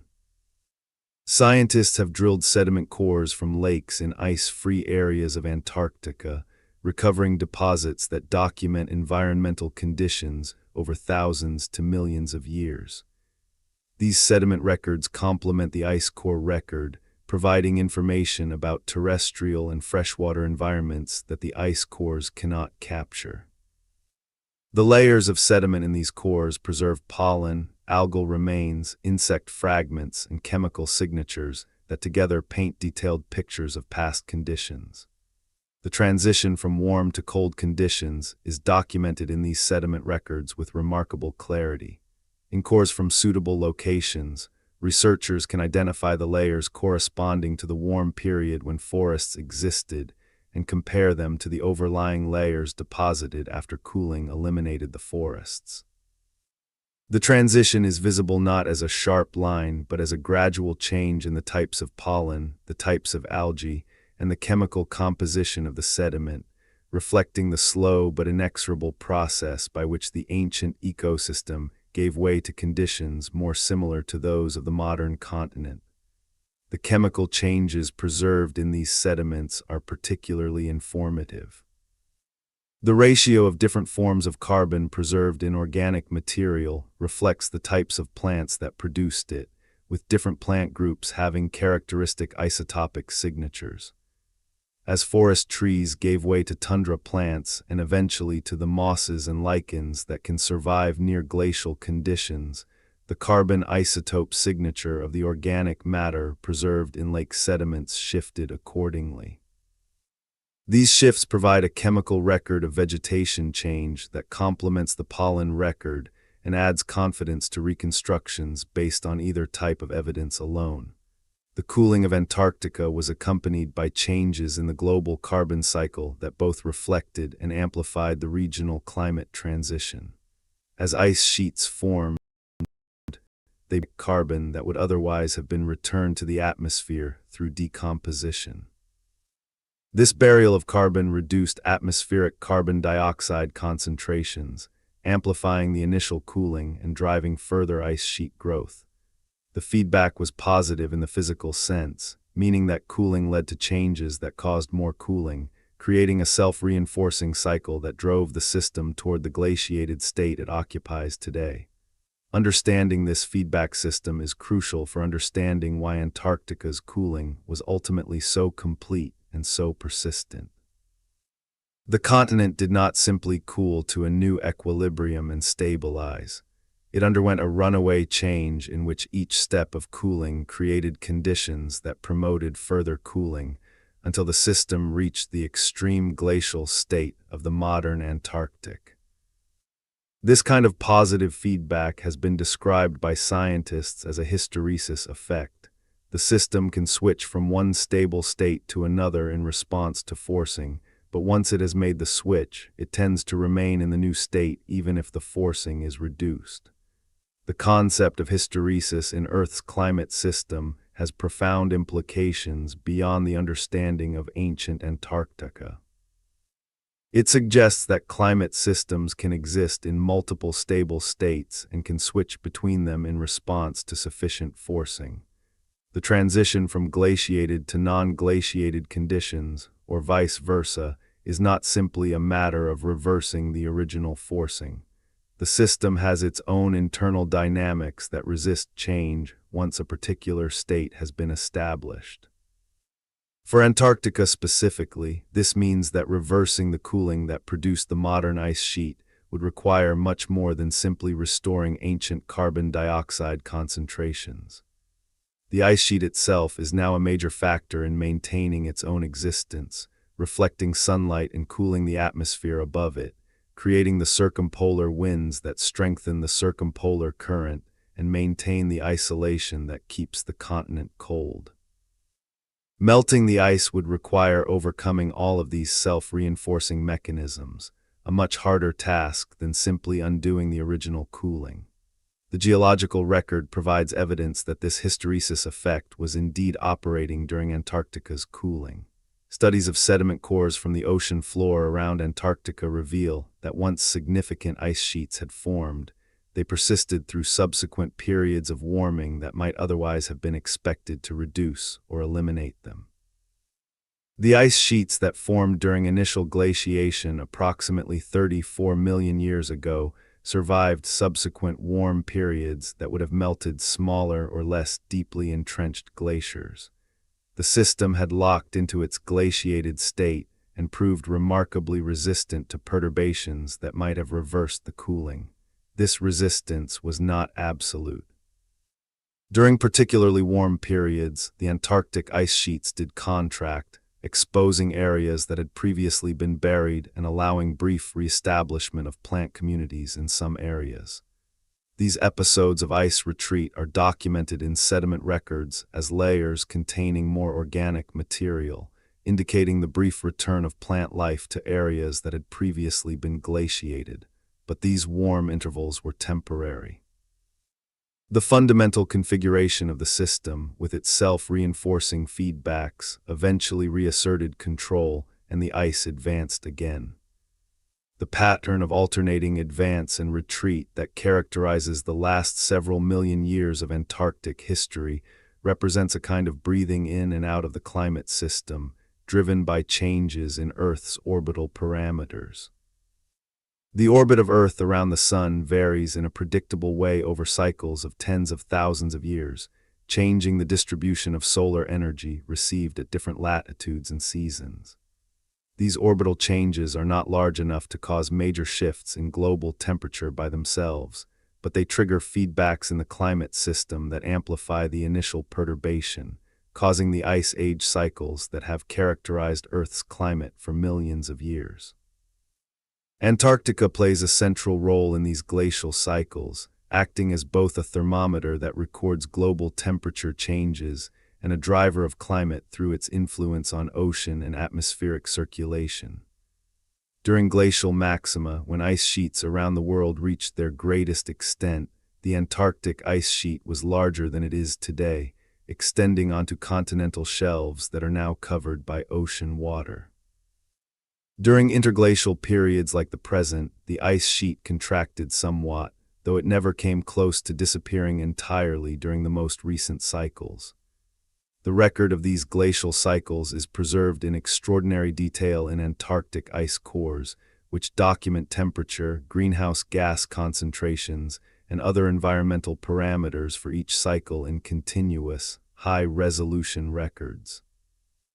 The pattern that emerges from these records is one of remarkable regularity, with the same sequence of changes repeating with each cycle, gradual cooling accompanied by declining greenhouse gas concentrations, followed by rapid warming and rising greenhouse gases as each glacial period ends.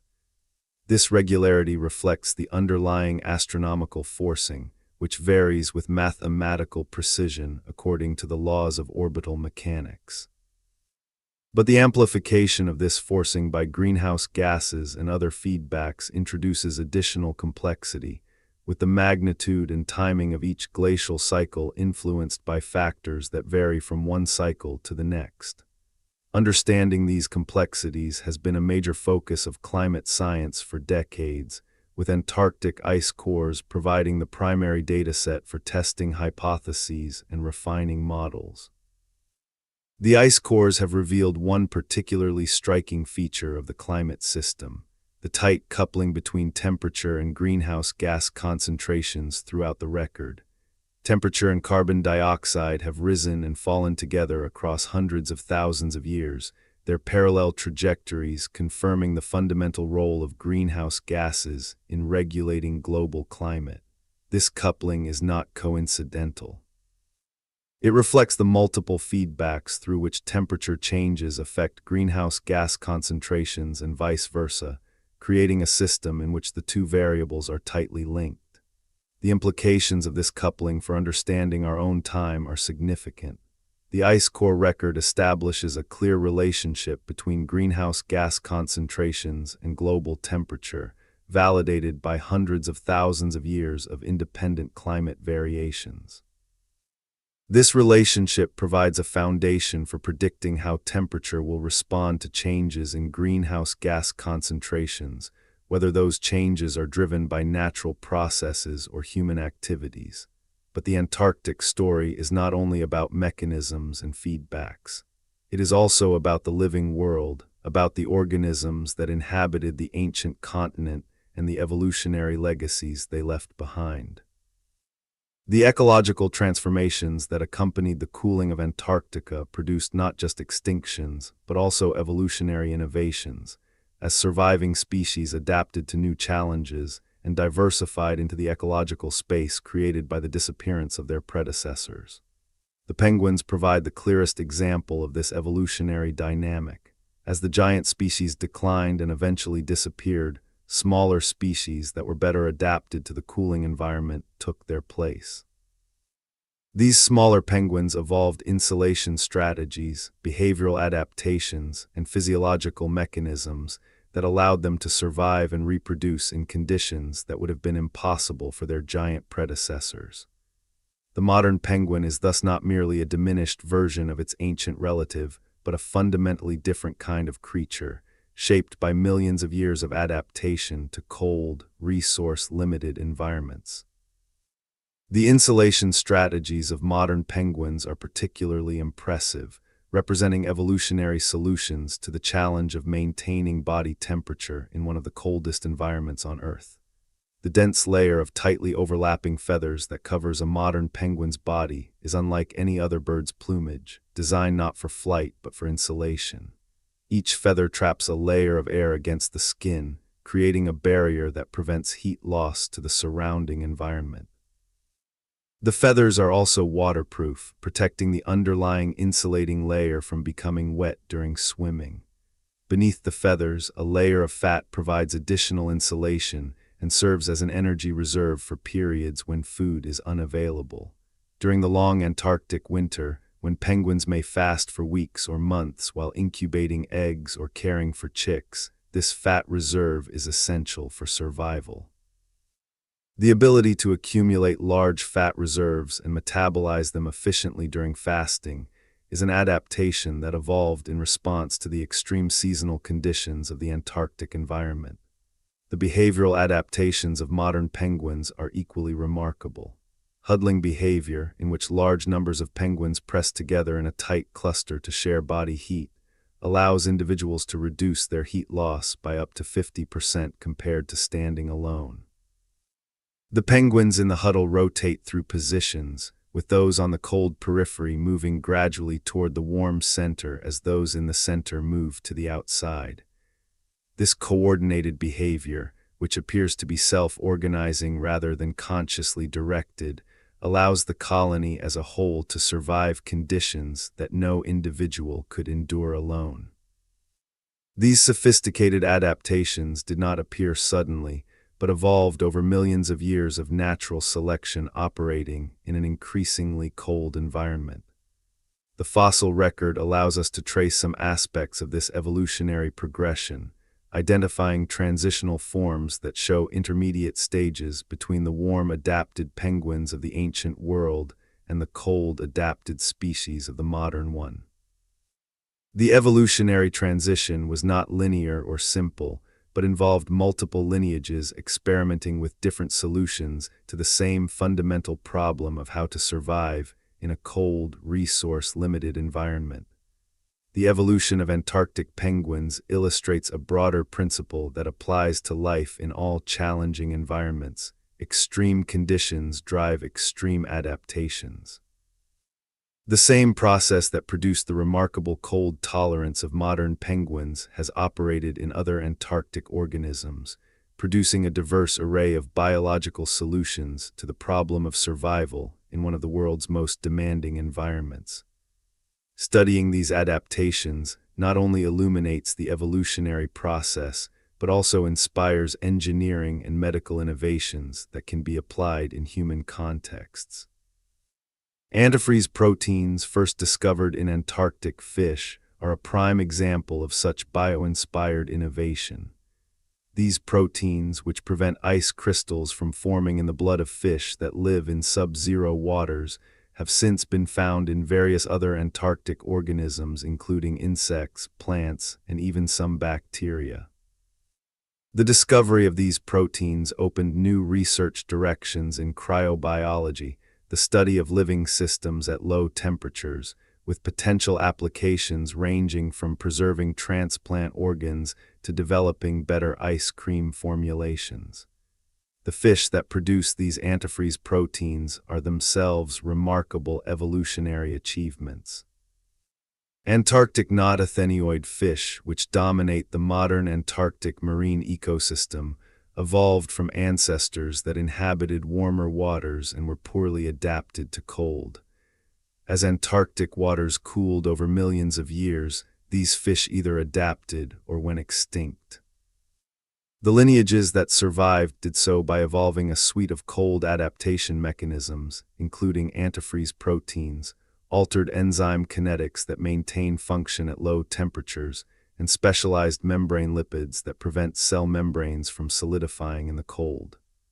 The evolutionary diversification of nodathenoid fish in Antarctic waters is one of the most impressive examples of adaptive radiation documented in vertebrate biology. From relatively humble beginnings, this group has diversified into hundreds of species, occupying virtually every ecological niche in the Antarctic marine environment. Some species live on the seafloor, feeding on bottom-dwelling invertebrates. Others inhabit the water column at various depths, feeding on plankton, crustaceans, and smaller fish. A few species have even evolved to live under sea ice, exploiting resources in one of the most extreme environments imaginable. This diversification was possible in part because the cooling of Antarctic waters eliminated most of the fish groups that previously inhabited them, creating open ecological space that the nodathenoids could colonize without competition. The timing of their radiation corresponds closely to the period of most rapid Antarctic cooling, consistent with the idea that ecological opportunity created by extinction drove diversification. The nodathenoids are thus beneficiaries of the same transformation that eliminated the warm, adapted fauna of ancient Antarctica. The story of nodathenoid fish diversification connects to a broader principle in evolutionary biology: extinction creates opportunity.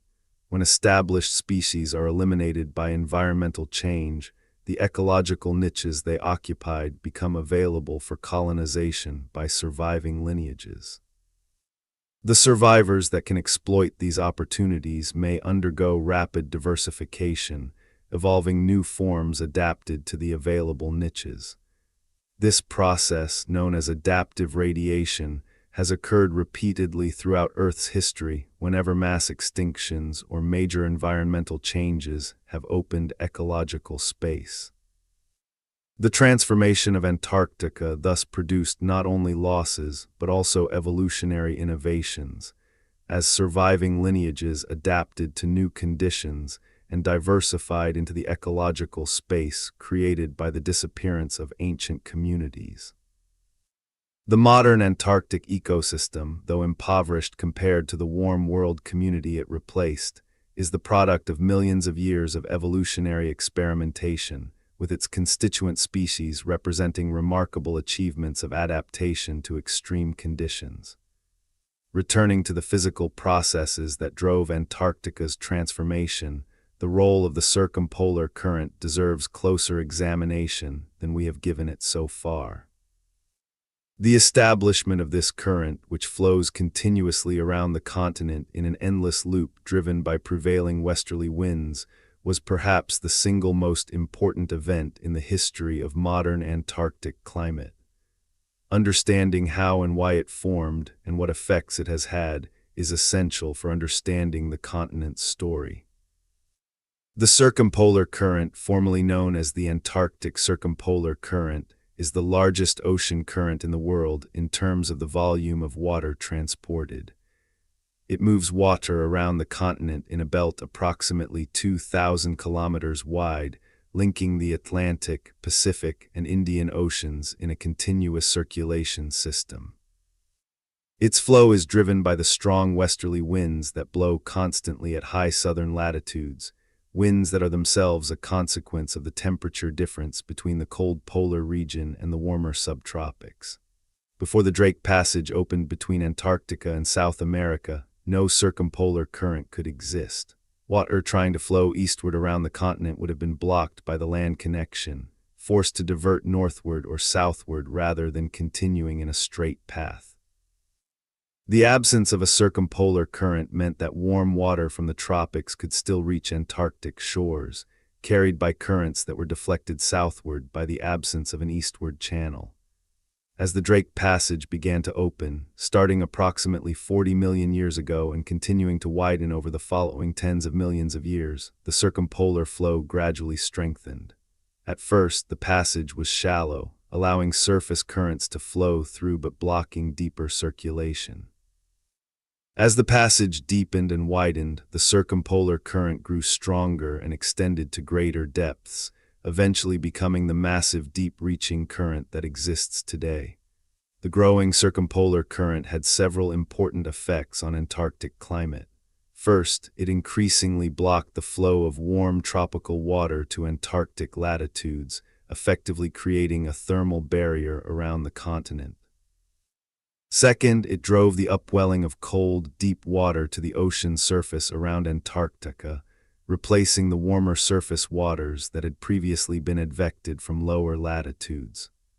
Third, it isolated the Antarctic atmosphere from warmer atmospheric circulation patterns at lower latitudes, reducing the transport of heat to the polar region through atmospheric as well as oceanic pathways. The combined effect of these changes was to create a self-contained polar climate system, in which Antarctic conditions were increasingly determined by local processes rather than by exchanges with lower latitudes. The continent became, in a sense, climatically isolated, its temperature determined by the balance between solar radiation received locally and the heat lost to space, without the moderating influence of warm water and air masses from the tropics. Scientists have used ocean sediment cores to reconstruct the history of the circumpolar current, tracking changes in its strength and position over geological time. These cores contain microfossils of tiny organisms whose species composition reflects the temperature of the water in which they lived. As the circumpolar current strengthened and cold water increasingly dominated the region, the mix of species preserved in the sediments changed, with cold water species replacing warm water ones in a pattern that can be traced through the geological record. Chemical analysis of these microfossils adds another dimension to the reconstruction. The ratio of oxygen isotopes incorporated into the shells of tiny marine organisms reflects both the temperature of the water in which they grew and the volume of ice stored in global ice sheets. By analyzing these isotope ratios in sediment cores spanning millions of years, scientists can track both the cooling of Antarctic waters and the growth of ice sheets simultaneously, seeing how the two processes were coupled. The picture that emerges from these analyses is one of progressive but episodic cooling, with periods of rapid change alternating with intervals of relative stability. The most dramatic changes appear to have occurred around 34 million years ago, when isotope records show a significant shift consistent with the growth of the first large Antarctic ice sheets. This event, known to scientists as the Eocene-Oligocene transition, marks the end of the greenhouse world that had persisted since the age of dinosaurs and the beginning of the icehouse world in which we now live. The causes of the Eocene-Oligocene transition remain a subject of active scientific debate. Most researchers agree that the opening of the Drake Passage and the establishment of the circumpolar current were important factors, but there is disagreement about whether ocean circulation changes alone were sufficient to cause such dramatic cooling, or whether declining atmospheric carbon dioxide concentrations were equally important.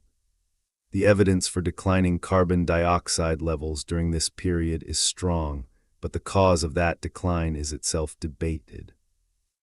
One hypothesis attributes the carbon dioxide decline to increased weathering of rocks exposed by tectonic processes.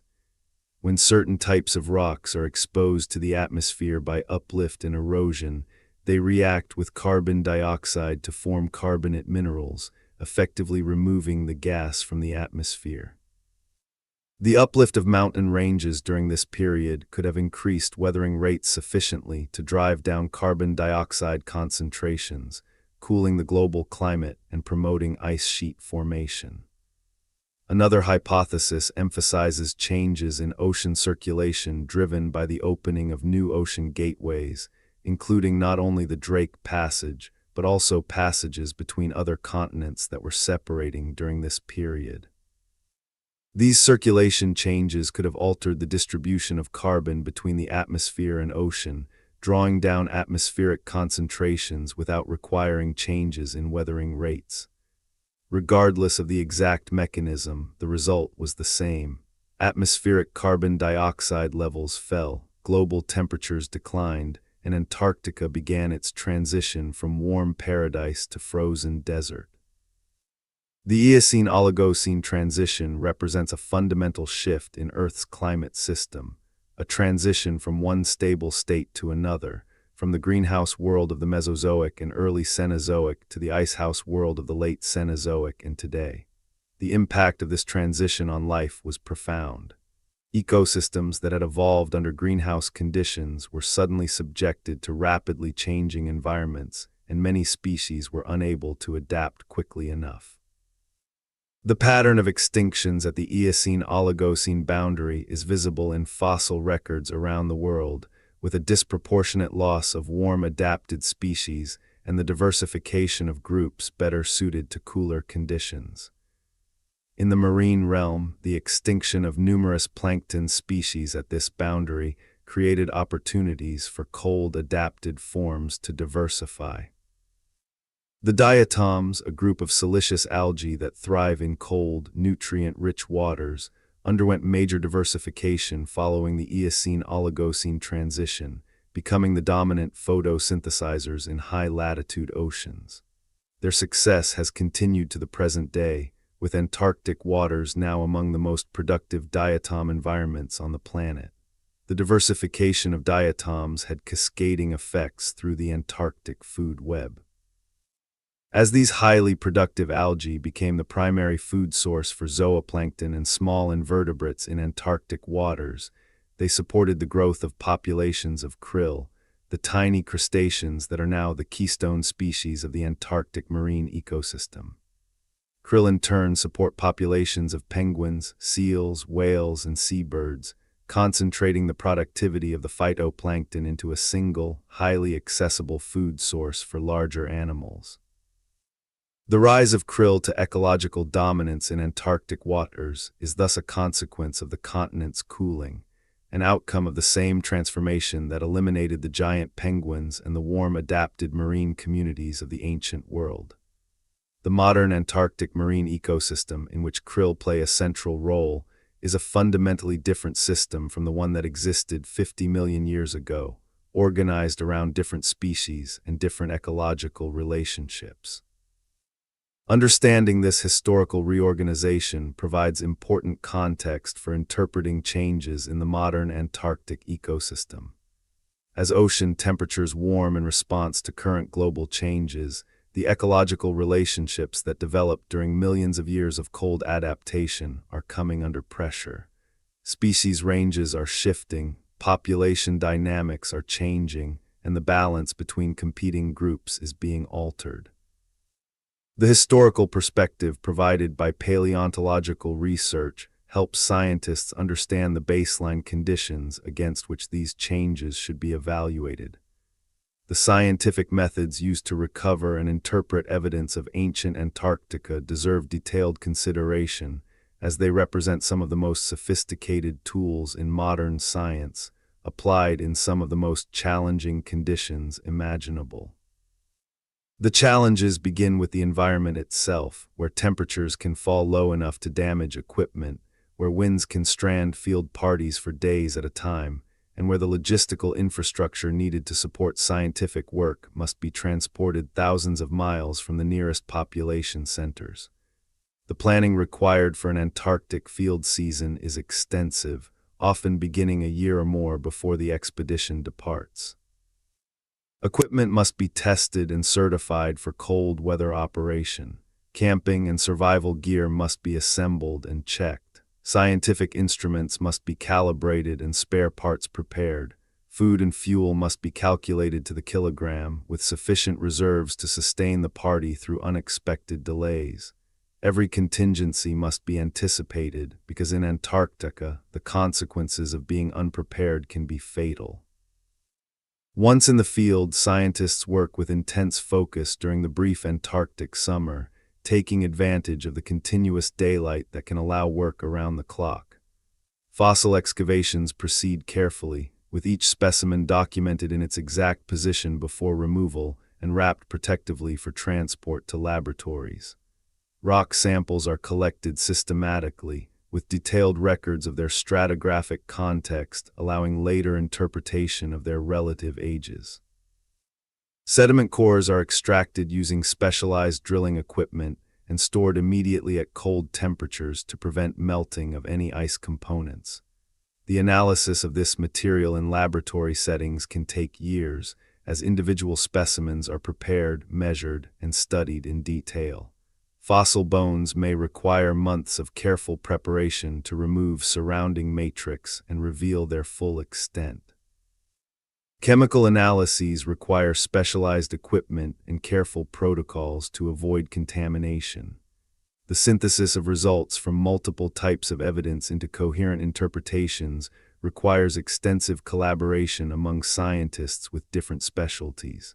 The peer review process through which scientific findings are evaluated and published adds another layer of time and effort to the research process.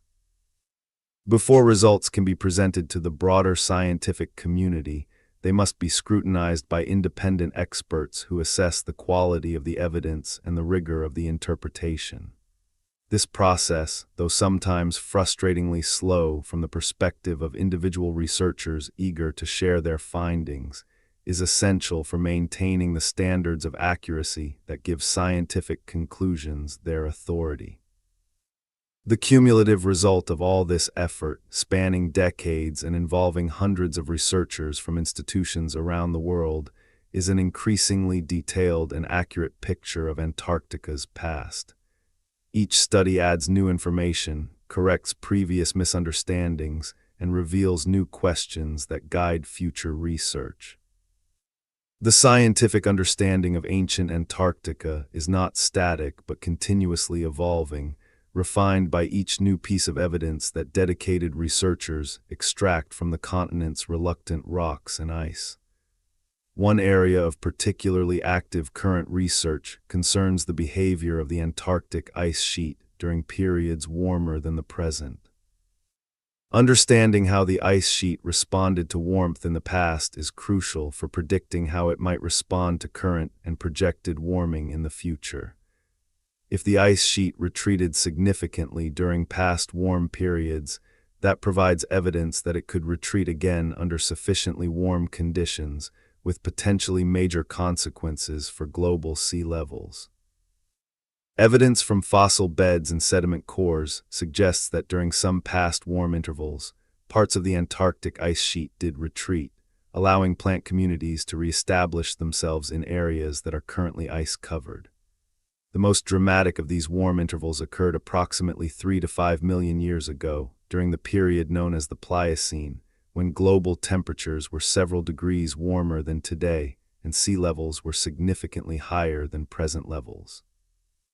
The Pliocene warm period is of particular interest because it represents a time when atmospheric carbon dioxide concentrations were similar to current levels, making it potentially analogous to near-future conditions. Understanding what happened to the Antarctic ice sheet during the Pliocene thus provides information relevant to near-term future projections. If significant ice retreat occurred during the Pliocene, similar retreat might be expected as current warming continues. The evidence for Pliocene ice retreat is still being assembled and interpreted.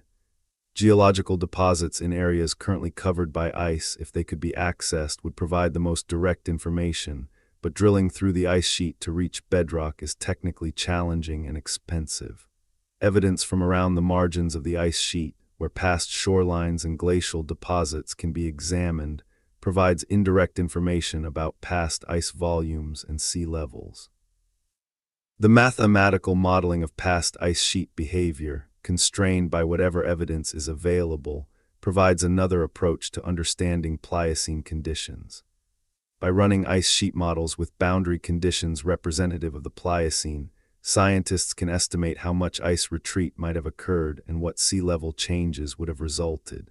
The agreement between different modeling approaches and between models and geological evidence provides a measure of confidence in the conclusions.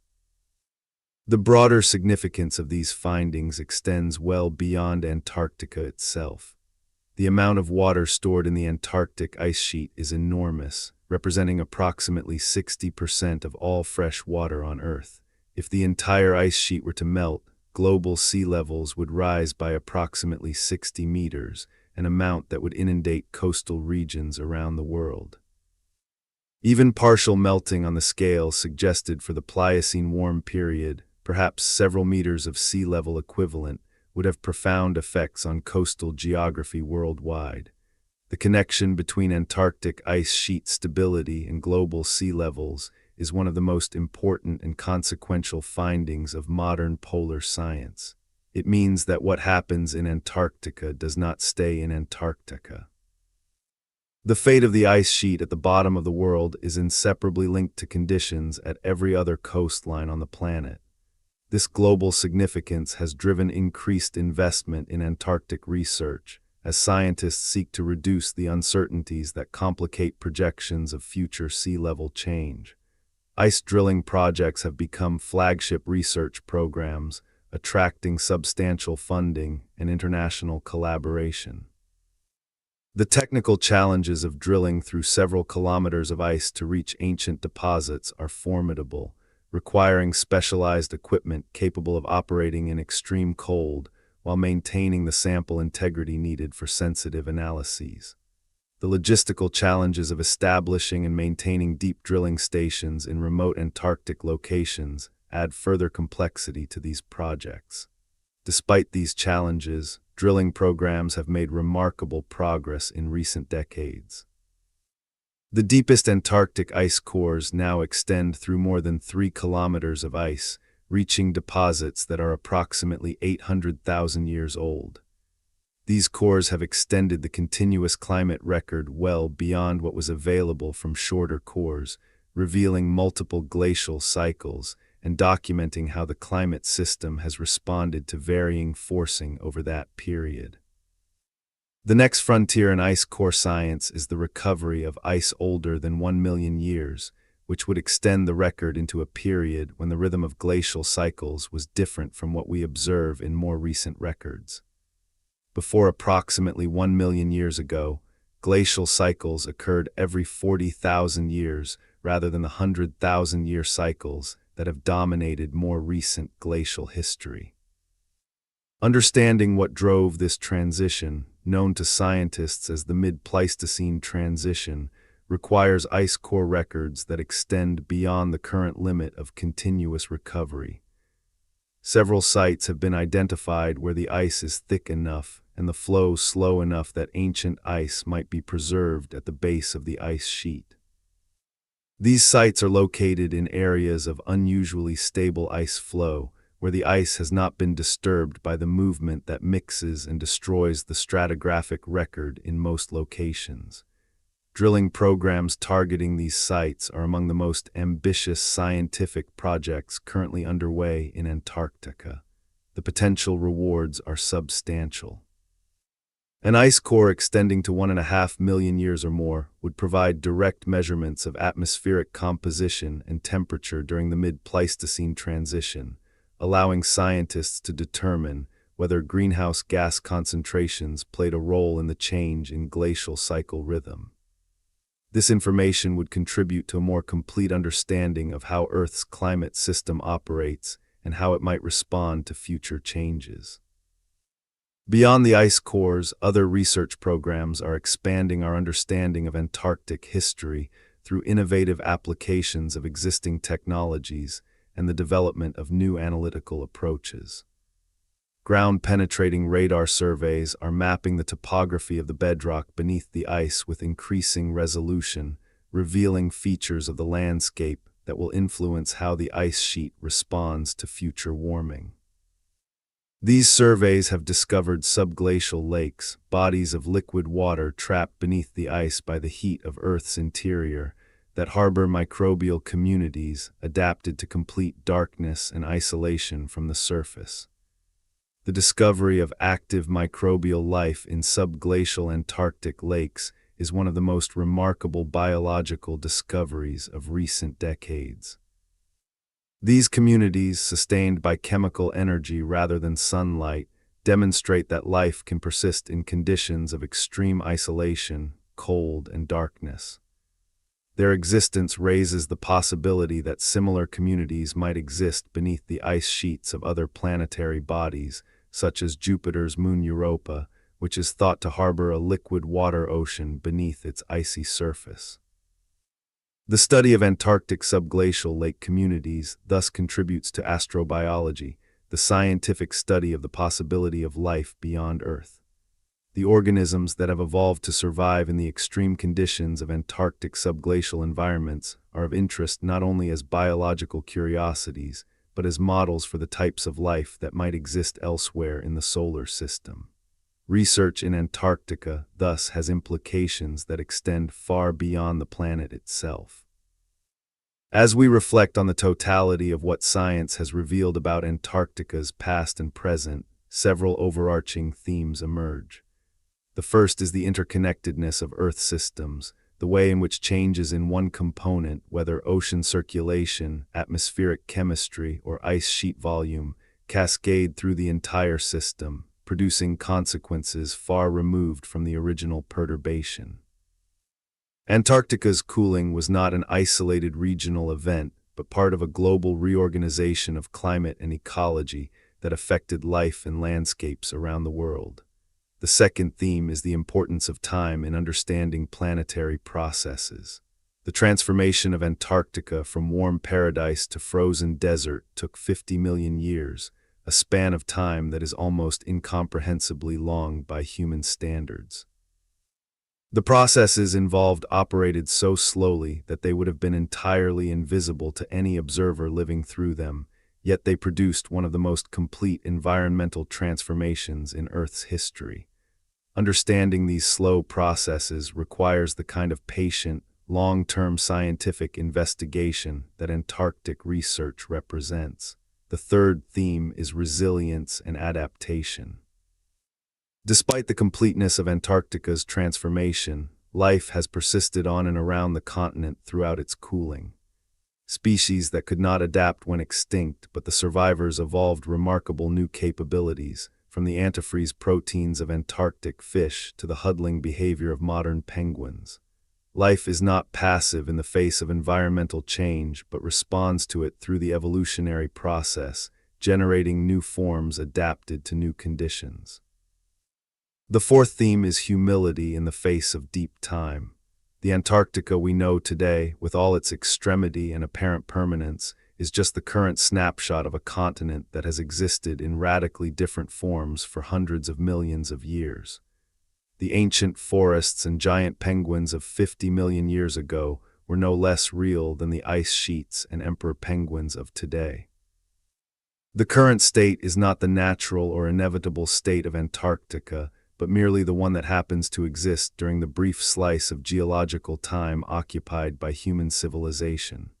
This perspective should give us pause.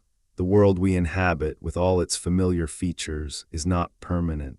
It is the product of specific conditions that have prevailed for a geologically brief period and will eventually change.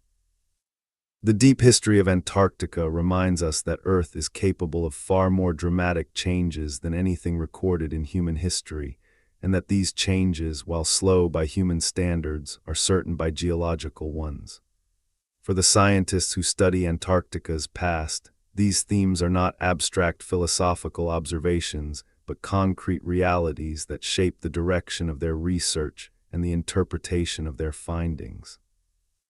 Every fossil extracted from frozen rock, every sediment core analyzed for chemical signatures, every climate model run to test a hypothesis contributes to a more complete understanding of how our planet works and how it changes.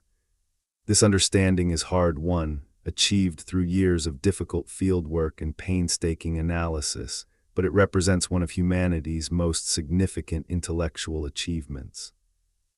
The story of Antarctica's lost world is also a story about scientific discovery, about how patient investigation of natural evidence can reveal truths about the past that no human witnessed. The researchers who have dedicated their careers to understanding this lost world have faced not only the physical challenges of working in Antarctica, but also the intellectual challenges of interpreting fragmentary evidence and building coherent narratives from incomplete information. Their work stands as a testament to the power of the scientific method, the ability of systematic observation, hypothesis testing, and evidence evaluation to reveal deep truths about the natural world. The ancient Antarctica they have reconstructed is not imaginary but real, documented by evidence as solid as the rocks from which it was recovered. We can be confident in the broad outlines of the story, even while acknowledging that many details remain to be worked out. The mysteries that remain are numerous. The exact timing and causes of specific environmental transitions continue to be debated. The identity of many fossil species is unknown. There remains too fragmentary for definitive classification. The ecological interactions among species that shared the ancient Antarctic environment can only be inferred indirectly. The physical conditions, temperatures, precipitation patterns, ocean chemistry, in different places and times are imperfectly known. But the framework is solid. We know that Antarctica was warm and forested for tens of millions of years. We know that it supported diverse communities of plants and animals, including some of the largest birds ever to exist. We know that it cooled slowly as ocean circulation reorganized and atmospheric greenhouse gas concentrations declined. We know that the cooling drove extinctions and evolutionary adaptations that transformed the biological community completely. And we know that the frozen continent we see today is the end product of this transformation, not the natural or permanent state of the land, but merely its most recent expression. Future research will fill in more details of this story, resolving current uncertainties and revealing new aspects of the ancient world that have not yet been discovered. New fossil sites will be found, containing species unknown to science and evidence of ecological relationships not yet documented. New analytical techniques will extract more information from existing samples, revealing chemical signatures and physical structures that current technology cannot detect. New expeditions will push into unexplored regions of the continent, recovering evidence from areas that have never been sampled. The ice itself continues to preserve the records that future generations will study. Each year, new snow falls on the Antarctic ice sheet, adding another layer to the archive that has been accumulating for millions of years. Within this ice, the atmosphere of our own time is being preserved, available for analysis by scientists far in the future who will want to understand the conditions that prevailed during the period of human civilization. In a sense, we are currently creating the fossil record that future researchers will study, leaving our own signature in the ice just as ancient organisms left theirs in the rocks. This thought should give us a sense of responsibility as well as humility. The choices made during our time will be recorded in the geological and chemical signatures of the planet, available for examination by future scientists seeking to understand our era. The concentrations of greenhouse gases in the ice cores of the future will document what we added to the atmosphere. The temperatures recorded in ice and sediment will reflect the warming those gases produced. The species extinctions of our time will appear as gaps in the biological record, comparable to the extinctions documented at other major transitions in Earth's history. The deep history of Antarctica thus speaks not only to our past but to our future, reminding us that our actions have consequences that extend far beyond our own lifetimes. The processes we set in motion will play out on timescales that dwarf human civilization, with outcomes as complete and as irreversible as the cooling that buried the ancient Antarctic forests beneath miles of ice. The giant penguins are gone. The forests that sheltered them have been sealed beneath glaciers for millions of years. The warm seas that teemed with their prey have been replaced by frigid waters dominated by species that could not have survived in the ancient environment. A complete world has been erased and replaced by something utterly different, a transformation so thorough that only careful scientific investigation has been able to reveal the truth of what once existed. Yet in another sense, nothing is truly lost. The evidence persists, encoded in stone and ice, waiting for patient researchers to decode it. The connections persist in the genes of organisms that descended from ancient Antarctic lineages, in the chemical signatures of ocean sediments, in the geological structures that record the physical history of the land. The story persists, told by the evidence that the continent itself has preserved across the vast reaches of geological time. And the lessons persist, available to any willing to consider them. The Antarctic story teaches us about the nature of change, about the interconnectedness of Earth systems, about the resilience of life and its limits, about the relationship between the present and the deep past. These are not lessons that grow stale with repetition. They deepen with each new discovery, each new connection recognized between the ancient world and the modern one, each new appreciation of the forces that shape our planet on timescales beyond human experience. The lost world beneath the Antarctic ice is not truly lost. It lives in the work of the scientists who study it, in the reconstructions they publish, in the understanding they share with anyone willing to listen. It lives in the evolutionary legacies of species that descended from ancient Antarctic lineages. It lives in the chemical record preserved in ocean sediments and ice cores, and it lives in the rocks of the exposed coastlines and mountain peaks where fossils still wait to be discovered, each one a message from a world that ended millions of years before the first human drew breath. Antarctica keeps its secrets reluctantly, yielding them only to those persistent enough to endure its extremes in pursuit of knowledge. But the secrets it has already surrendered tell a story of extraordinary richness and complexity, a story that begins with warm forests and giant penguins and ends with ice and silence, but that contains within it the full drama of a living planet, changing, adapting, transforming, and enduring across spans of time that humble the imagination. The ice age that defines our vision of Antarctica today is not the continent's destiny, but merely its current condition, a temporary state in a history that has seen more change than our brief existence can easily encompass. What comes next for this ancient land is unknown, shaped by forces that operate on timescales beyond our ability to observe directly.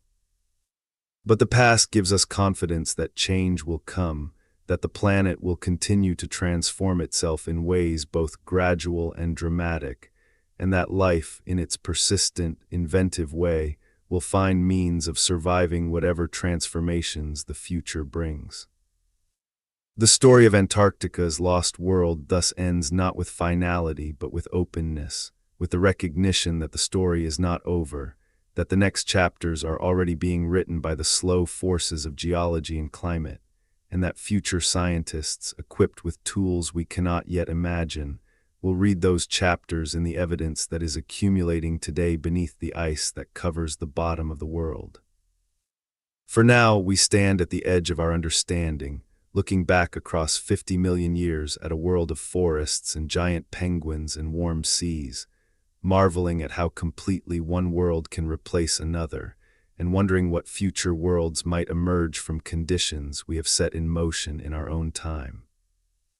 The deep history of Antarctica does not answer these questions for us, but it gives us the perspective we need to ask them clearly, to understand what is at stake when worlds transform, and to appreciate the patience and persistence that Earth systems bring to the work of reshaping a planet.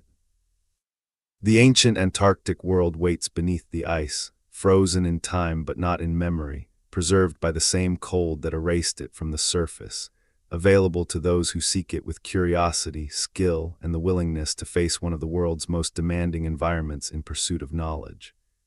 It is a reminder of everything this planet has been, everything it might be again, and everything we still have to learn from the long, patient story written in stone and ice at the bottom of the world.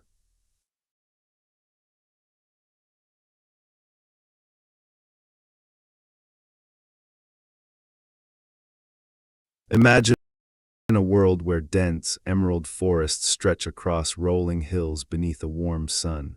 Picture rivers carving their way through valleys thick with vegetation, their waters teeming with life. Envision creatures unlike anything alive today walking along sandy shores, hunting in shallow seas, and calling through air that carries no hint of frost. Now, understand that this world exists. It lies beneath 2 miles of solid ice, frozen in time, waiting to reveal its secrets to those patient enough to listen to the stones. This is Antarctica, not the Antarctica of howling winds and endless white, but the Antarctica of 50 million years ago, when the continent we now consider the most hostile place on Earth was, in truth, one of the most vibrant ecosystems the planet has ever produced. This is the story of that lost world, of the creatures that called it home, and of the slow, relentless transformation that buried paradise beneath a frozen tomb. The continent at the bottom of the world holds mysteries that challenge everything we think we know about our planet's history. For most of human existence, we have known Antarctica only as a place of extremes, a frozen desert where temperatures plunge so low that exposed skin freezes in minutes, where winds howl across ice sheets at speeds that would devastate any other landscape, where the very concept of life seems almost impossibly optimistic. Yet beneath that ice, preserved in stone and sediment, lies evidence of a world so different from what we see today that it almost defies comprehension. Scientists have spent decades piecing together this puzzle, drilling through ice, excavating frozen rock, and analyzing fossils that speak of a time when Antarctica was connected to the rest of the world in ways both physical and ecological. What they have discovered is nothing less than a complete rewriting of our understanding of this mysterious continent. Antarctica was not always the isolated, frozen wasteland we know. It was once the beating heart of a vast southern ecosystem, a land of giants and abundance, a place where life flourished in ways that seem almost impossible when we look at the barren ice today. The journey to understanding Antarctica's past begins with a fundamental shift in perspective. We must learn to see the continent not as it is, but as it was, to strip away the ice in our minds and reveal the landscape that lies beneath. This is not merely an exercise in imagination. The evidence is real, tangible, carved into stone, and preserved in fossil beds that tell stories millions of years in the making. Every bone fragment, every leaf impression, every chemical signature locked in ancient sediments contributes to a portrait of a world lost but not forgotten. To understand how Antarctica